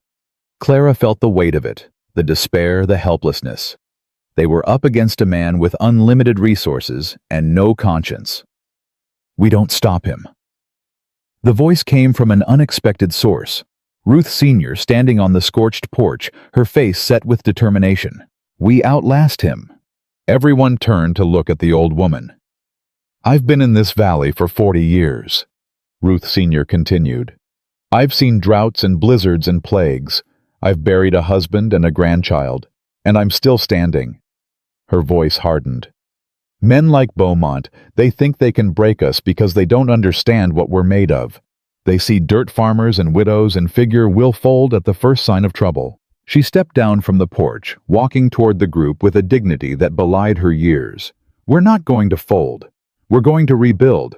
We're going to help each other. And when spring comes and the railroad survey team arrives, we're going to show them a valley full of people who refuse to be moved. Clara stared at her mother-in-law. This woman who'd resented her from the first day, who'd fought against this marriage, this family. Mrs. Colton, Ruth. The old woman met Clara's eyes. You've earned the right to call me Ruth. Something cracked in Clara's chest. She felt tears threaten again. Ruth, thank you. Don't thank me. Just don't let that bastard win. Despite everything, the smoking ruins, the fear, the uncertainty, Clara felt something like hope stir in her chest. They weren't alone. They had each other. And sometimes that was enough. The next weeks were brutal. They lived in the house, all of them, while the men worked to build a temporary shelter for the surviving horses. Jake drove himself relentlessly, barely sleeping, barely eating, consumed by the need to rebuild what Beaumont had destroyed. Clara worked alongside him, doing whatever needed doing. She learned to swing a hammer, to mix mortar, to carry timber, until her arm screamed. Her fine Boston hands became calloused and rough, and she didn't care.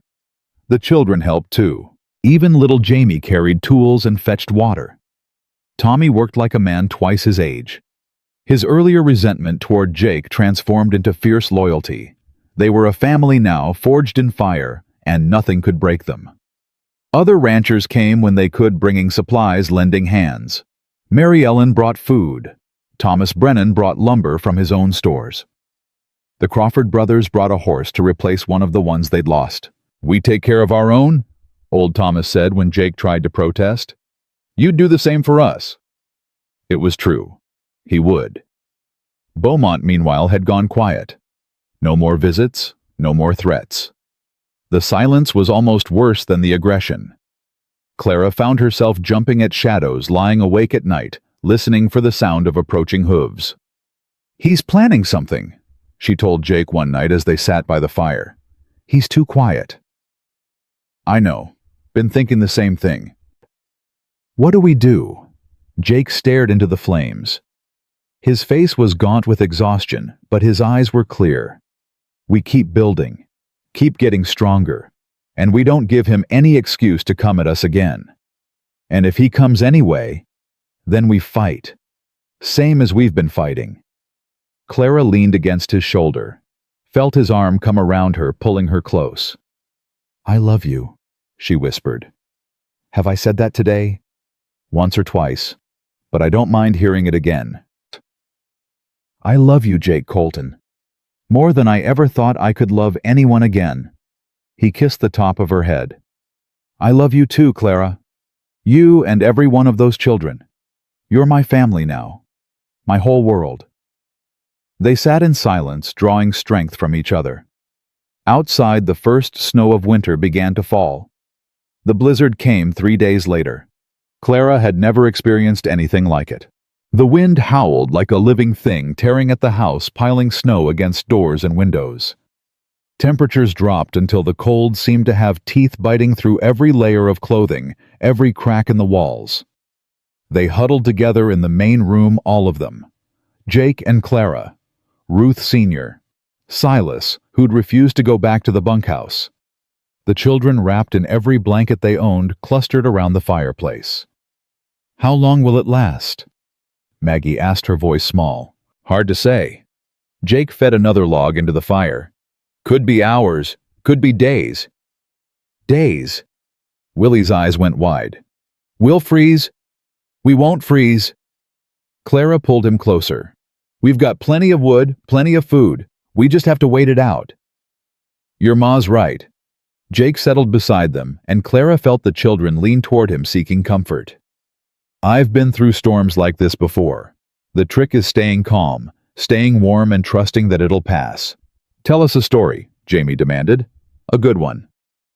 Jake glanced at Clara. She nodded encouragingly. "All right." He shifted, getting comfortable. "Did I ever tell you about the time my father caught a mountain lion with nothing but a rope and a bad attitude?" "No." Multiple voices clamored. Even Ruth Sr. leaned in, a faint smile on her lips. Jake began to talk.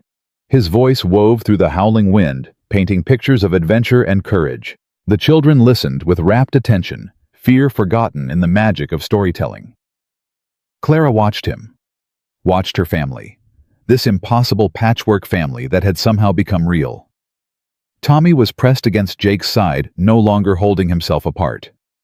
Sarah sat in Ruth Sr.'s lap, the old woman's arms wrapped protectively around her. Maggie was taking mental notes, probably planning to write the story down later. Willie and Jamie were wide-eyed with excitement, and baby Ruth slept peacefully in her cradle, oblivious to the storm. This is what we were fighting for, Clara thought. This moment, this warmth, this love. Beaumont could burn their barns and threaten their livelihoods. The weather could rage against them. The world could throw everything it had at them. But this was unbreakable. The storm lasted 2 days. When it finally ended, the world was transformed. Snow lay in drifts taller than the children, glittering in the weak winter sun. The air was so cold it hurt to breathe, but the wind had died, leaving an eerie silence. Jake and Silas dug their way out, immediately checking on the horses and the few cattle they'd kept close to the house. Clara watched from the window, Ruth on her hip, as they moved through the frozen landscape. "They're all alive," Jake reported when he returned, stamping snow from his boots. "Cold and hungry, but alive." "Thank God." Clara sagged with relief. "We need supplies, though. The storm used up most of our wood, and we're running low on feed. I'll have to make a run to town once the roads are passable." "How long?" "Day or two, maybe. Depends on how fast the snow melts." Clara nodded. She'd learned to accept the rhythms of frontier life, the waiting, the uncertainty, the constant adaptation. "I'll make a list of what we need." "That's my practical wife." Jake kissed her cheek. Always thinking ahead. Wife. They'd been married in the eyes of the law since she arrived, but it was only now that the word felt real. They hadn't had a ceremony, hadn't exchanged vows in any church, but somewhere in the fire and snow and struggle, they'd become truly married. 2 days later, Jake rode for town. Clara stood on the porch, watching him disappear over the ridge, Tommy at her side. "He'll be back," Tommy said quietly. "He promised." "I know. Do you believe him?" Clara looked at her son, at the boy who'd been so determined not to trust, not to hope, now standing here defending Jake's honor. "Yes," she said. "I believe him." Tommy nodded. Something had settled in him over the past weeks. The anger was still there, buried deep, but it had found a new target. Not Jake, not the world. Just Beaumont and men like him. "When I'm older," Tommy said, "I'm going to make sure nobody can hurt us. Nobody." "Tommy." "I mean it, Ma. I'm going to learn everything. How to fight. How to build. How to protect people." His young jaw set with determination. "I'm going to be like Jake. Strong enough that nobody messes with what's mine." Clara's heart clenched. She wanted to tell him he didn't need to carry that burden, that he was just a child, that protecting the family wasn't his responsibility. But she knew he wouldn't listen, and part of her understood. He'd watched his father die, watched his family get thrown out like garbage. He needed to feel powerful again. "Jake would be proud to hear you say that," she said instead. "You think so?" "I know so." Tommy almost smiled. "I'm going to go check on the horses. Silas said he'd teach me how to check their hooves for damage." He ran off young again for just a moment. Clara watched him go, her heart full of love and sorrow and fierce, desperate hope. Jake returned the next afternoon, but he wasn't alone. Clara heard the wagon approaching and went to the porch expecting to see supplies. Instead, she saw Jake driving, his face grim, and beside him a woman she didn't recognize. Behind the wagon rode 3 men on horseback, and in the wagon bed huddled 2 small children. "Clara." Jake pulled the wagon to a stop. "This is Martha Henderson. Her husband was killed last night. Beaumont's men." Clara's blood went cold. "Killed?" "Shot him in his own barn. Made it look like a robbery, but everyone knows." Jake's voice was tight with controlled fury. "Martha and the children had nowhere to go. I brought them here." Martha Henderson looked up. Her face was pale, her eyes red from crying. But underneath the grief, Clara saw something familiar. The same look she'd worn stepping off that train. Desperate, terrified, determined to survive. "Mrs. Colton." Martha's voice was barely a whisper. "I'm sorry to impose. I didn't know where else." "You're not imposing." Clara stepped down from the porch, moving toward the wagon. "You're welcome here, for as long as you need." "My husband," Martha's voice cracked. "He was going to testify against Beaumont about the illegal seizures. He had documents, proof." "Shh, don't think about that now." Clara helped the woman down from the wagon. "Let's get you and your children inside. Warm food, warm beds. We'll figure out the rest tomorrow." Martha clutched her hand. "Why? You don't even know me. Why would you?" "Because it's right." Clara met the woman's eyes steadily. "Because we take care of each other out here. Because Beaumont wants us afraid and alone, and I refuse to give him that satisfaction." She led Martha inside Ruth Sr., already moving to prepare food, the children emerging to stare at the newcomers with curious eyes. Jake stayed outside with the men, other ranchers, Clara realized. Members of their alliance come to discuss what Henderson's murder meant for all of them. The meeting lasted hours. Clara listened from the kitchen, keeping Martha company, learning her story.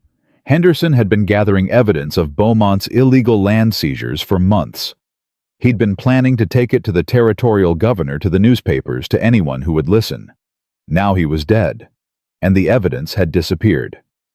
"He hid copies," Martha said suddenly, her voice stronger than it had been. "James was careful.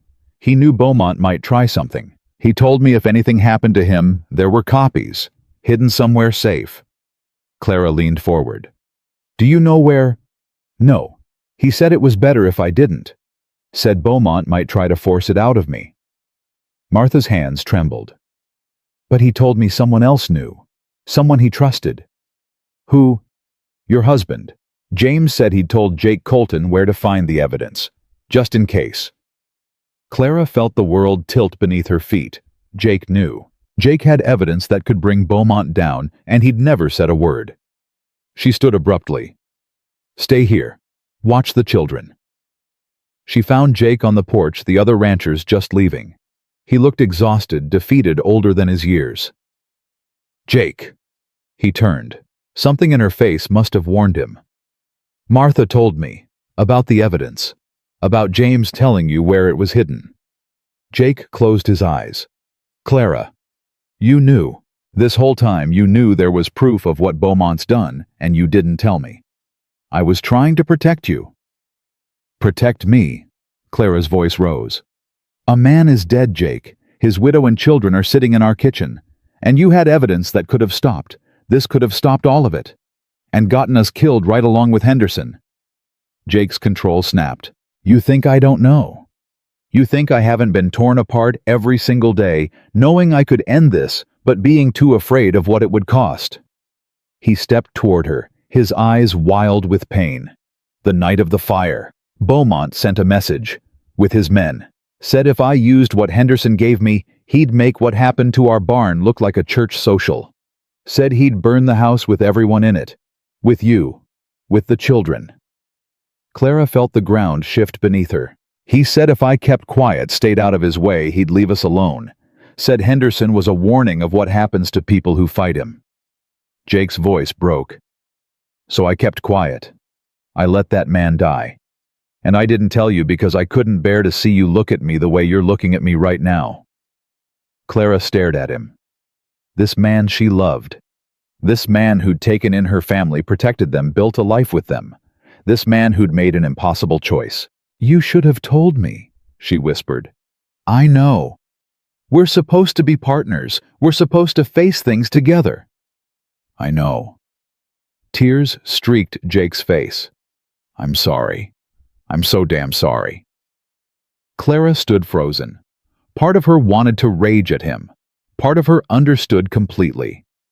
What would she have done faced with the same choice: watch her children burn, or let a good man die? She didn't know, couldn't know, and that terrified her. The evidence, she said finally. Where is it?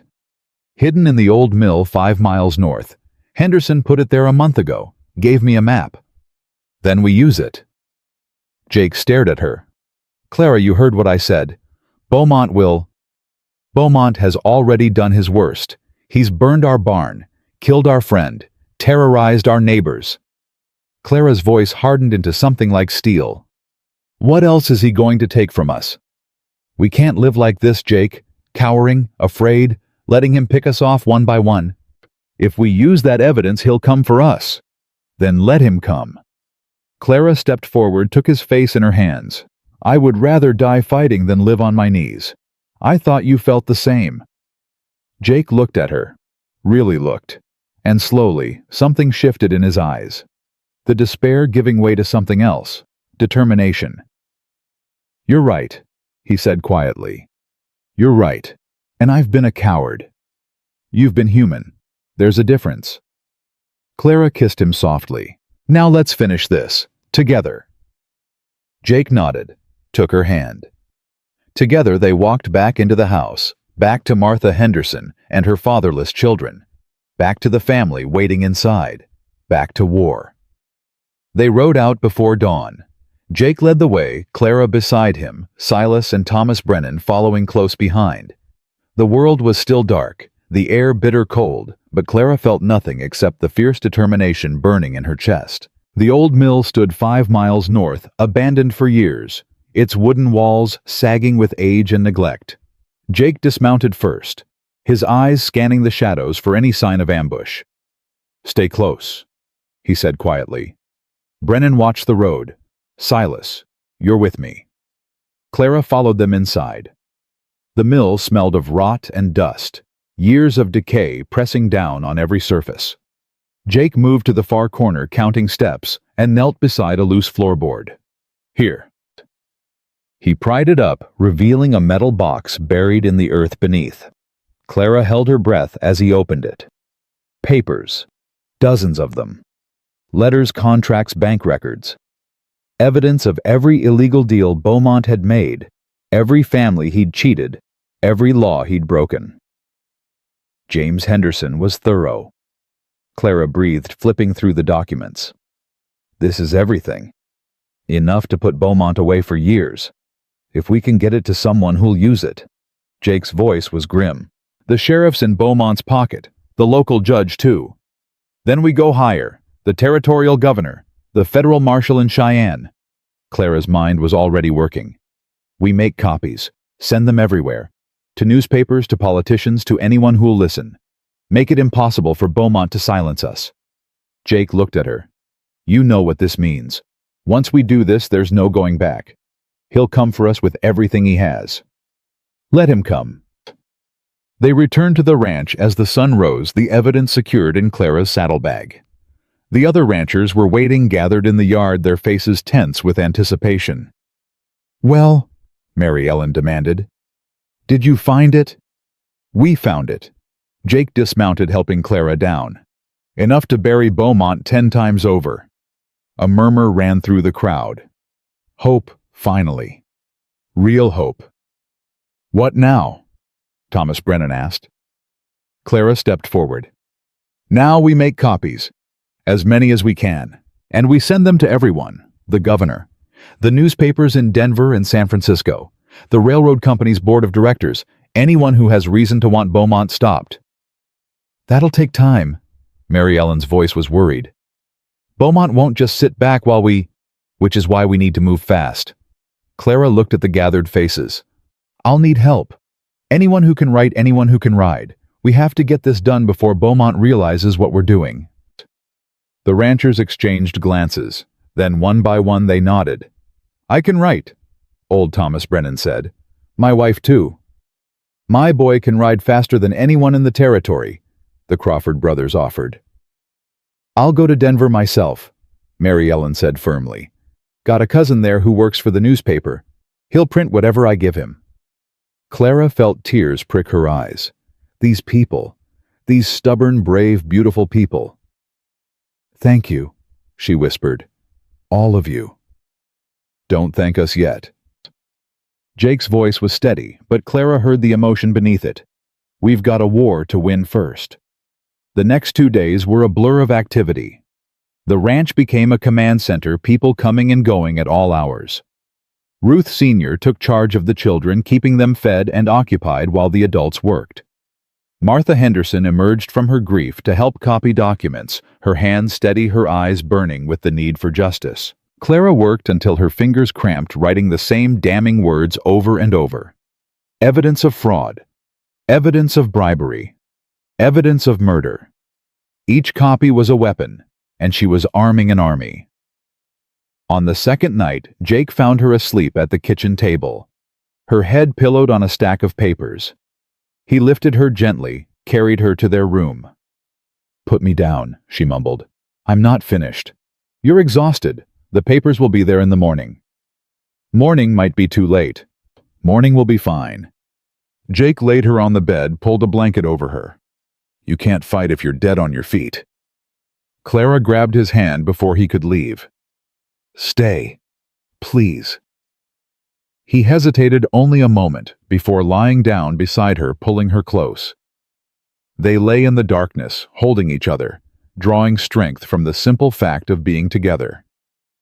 "I'm scared," Clara admitted quietly. "I've been pretending I'm not, but I am. Terrified." "Me too." "What if this doesn't work? What if Beaumont wins anyway?" Jake was quiet for a long moment. "Then we'll have gone down fighting. Together. That's worth something." "Is it worth our children's future? Their lives?" "Clara." Jake shifted to look at her, his face barely visible in the darkness. "Those children have a mother who crossed a continent to save them, who lied and fought and sacrificed everything. They've got a father who would die before letting anyone hurt them. Whatever happens, they know they're loved. They know what courage looks like. That's a legacy no one can take away." Clara felt tears slide down her cheeks. "When did you get so wise?" "Somewhere between the fire and the blizzard. Desperation does that to a man." She laughed, wet and shaky. "I love you." "I love you too. Now sleep. Tomorrow's going to be hell." It was.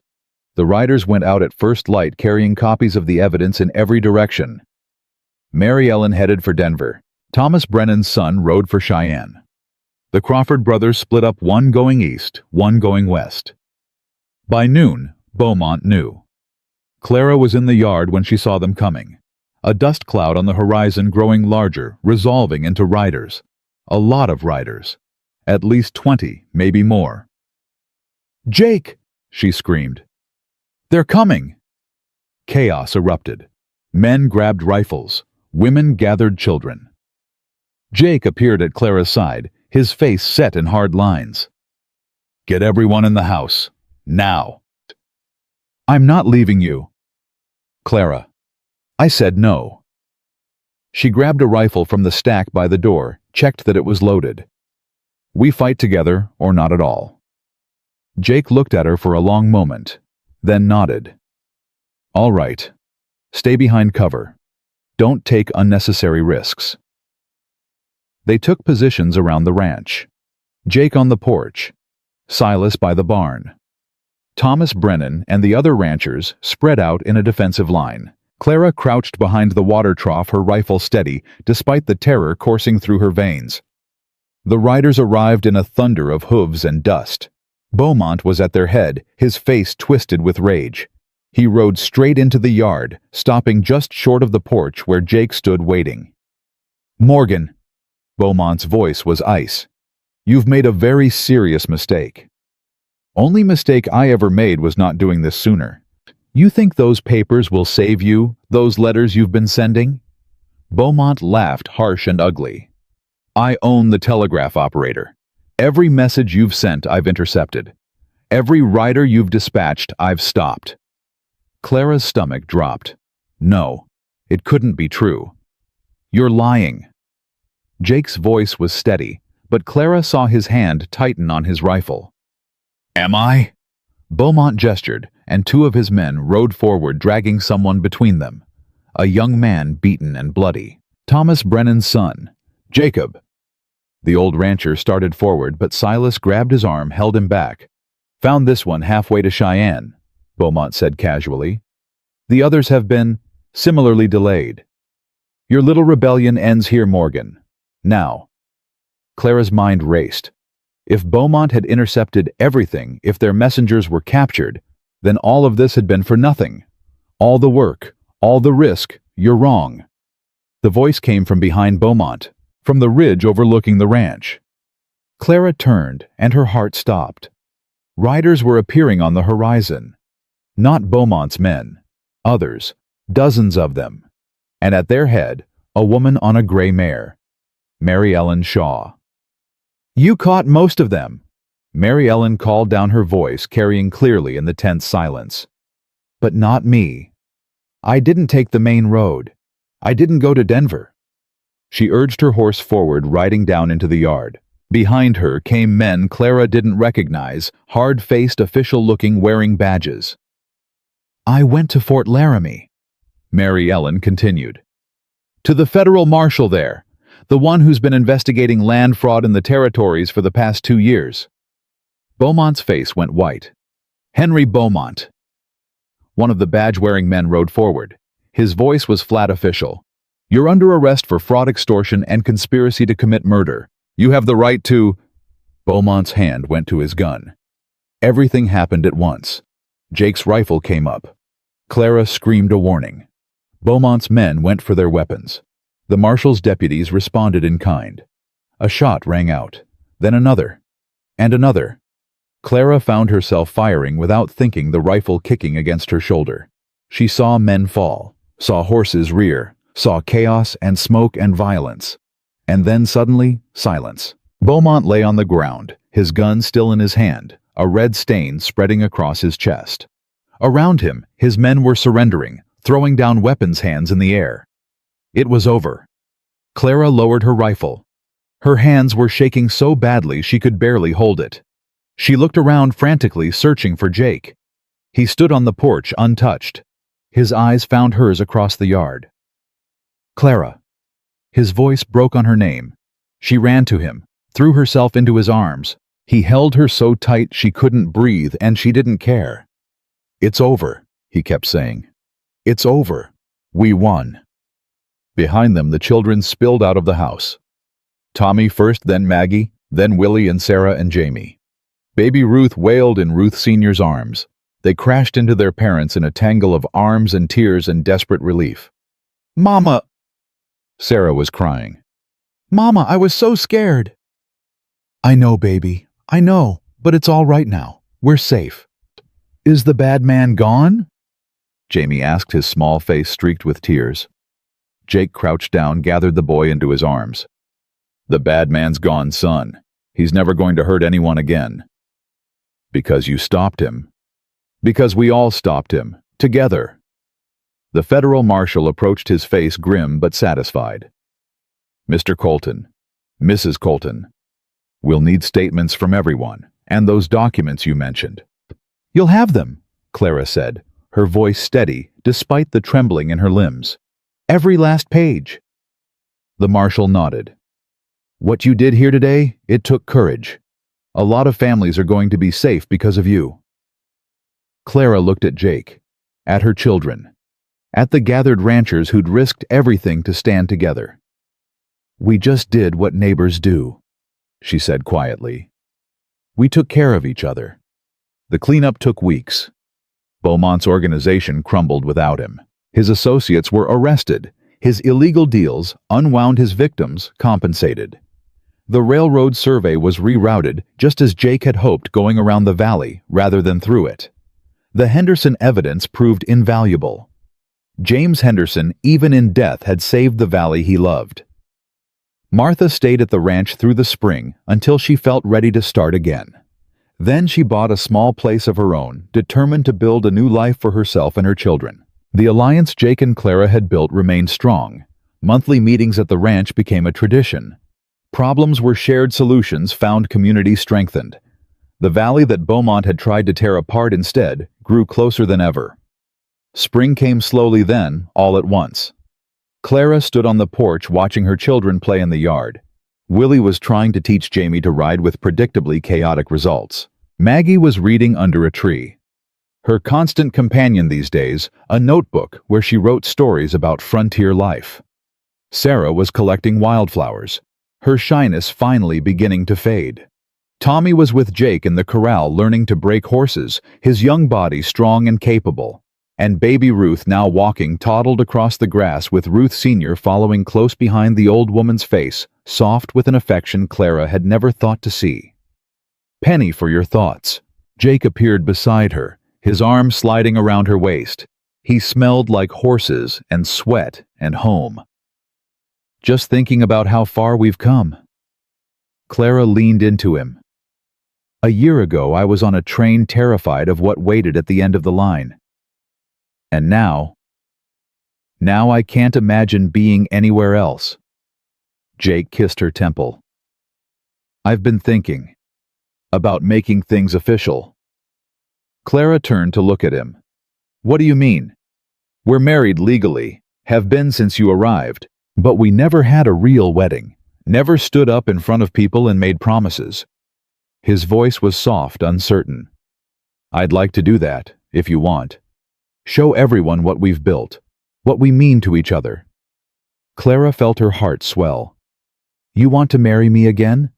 I want to marry you properly, with the children there, with our friends, with everything we've fought for standing witness." He took her hands. "What do you say, Clara Thornton Colton? Will you make an honest man of me?" She laughed, tears spilling down her cheeks. "Yes, 1,000 times yes."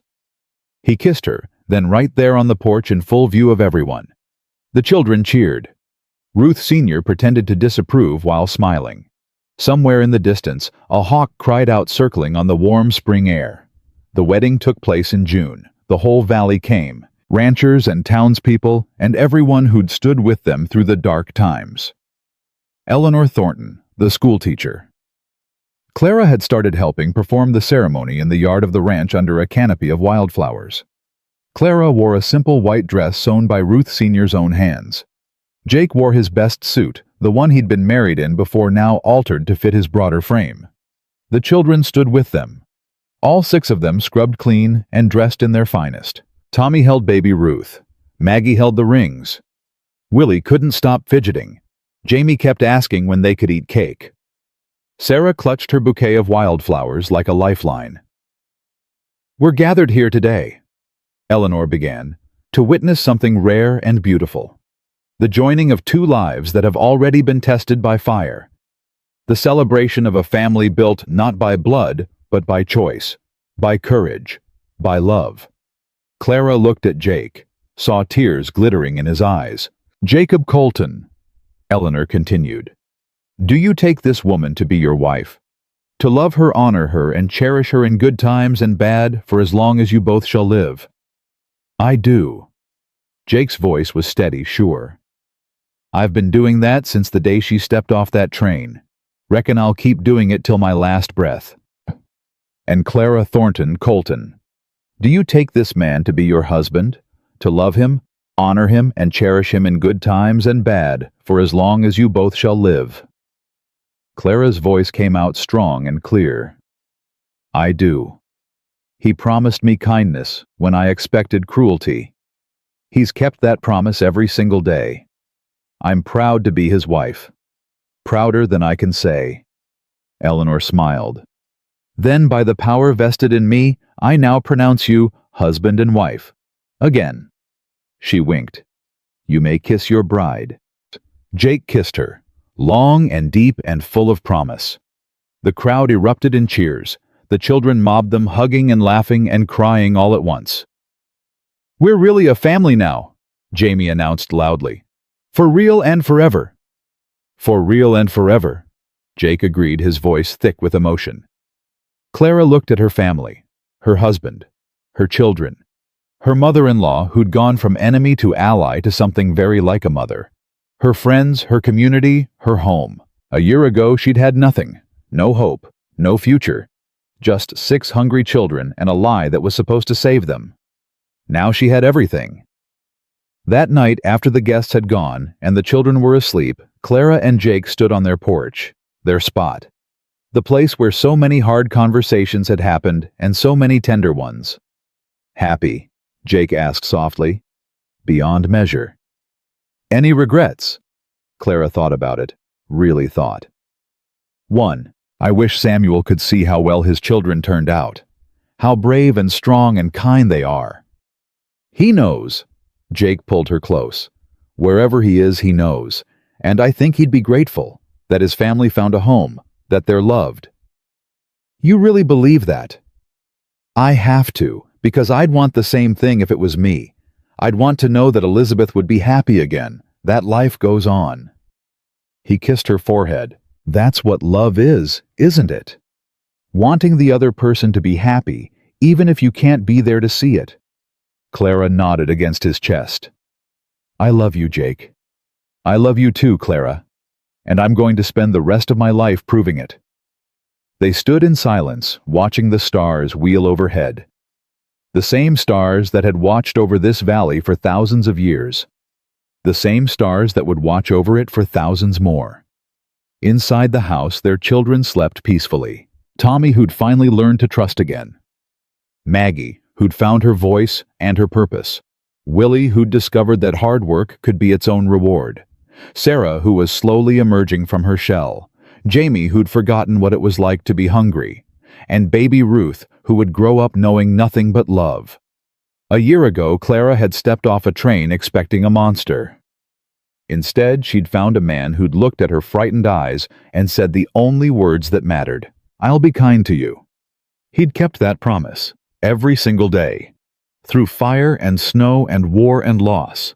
Through fear and doubt and impossible odds. He'd been kind. And kindness, Clara had learned, was the strongest thing in the world.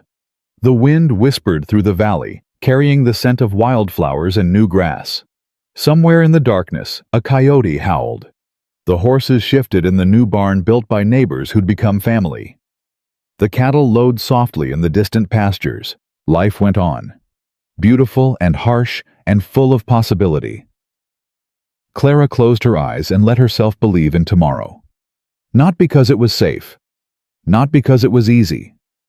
Because she'd found something worth fighting for. Because she'd found home. And home, she finally understood, wasn't a place. It was the people who loved you. The ones who stood beside you when the world tried to tear you apart. It was 6 children sleeping safely in their beds. It was an old woman who'd learned to open her heart again. It was a community that took care of its own. It was a man who'd promised kindness and delivered it day after day, until kindness became love. Clara Thornton had arrived in Wyoming with nothing but desperation and lies. Clara Colton would spend the rest of her life here surrounded by truth and love and the family she'd built from ashes. She'd expected a monster. She'd found a home,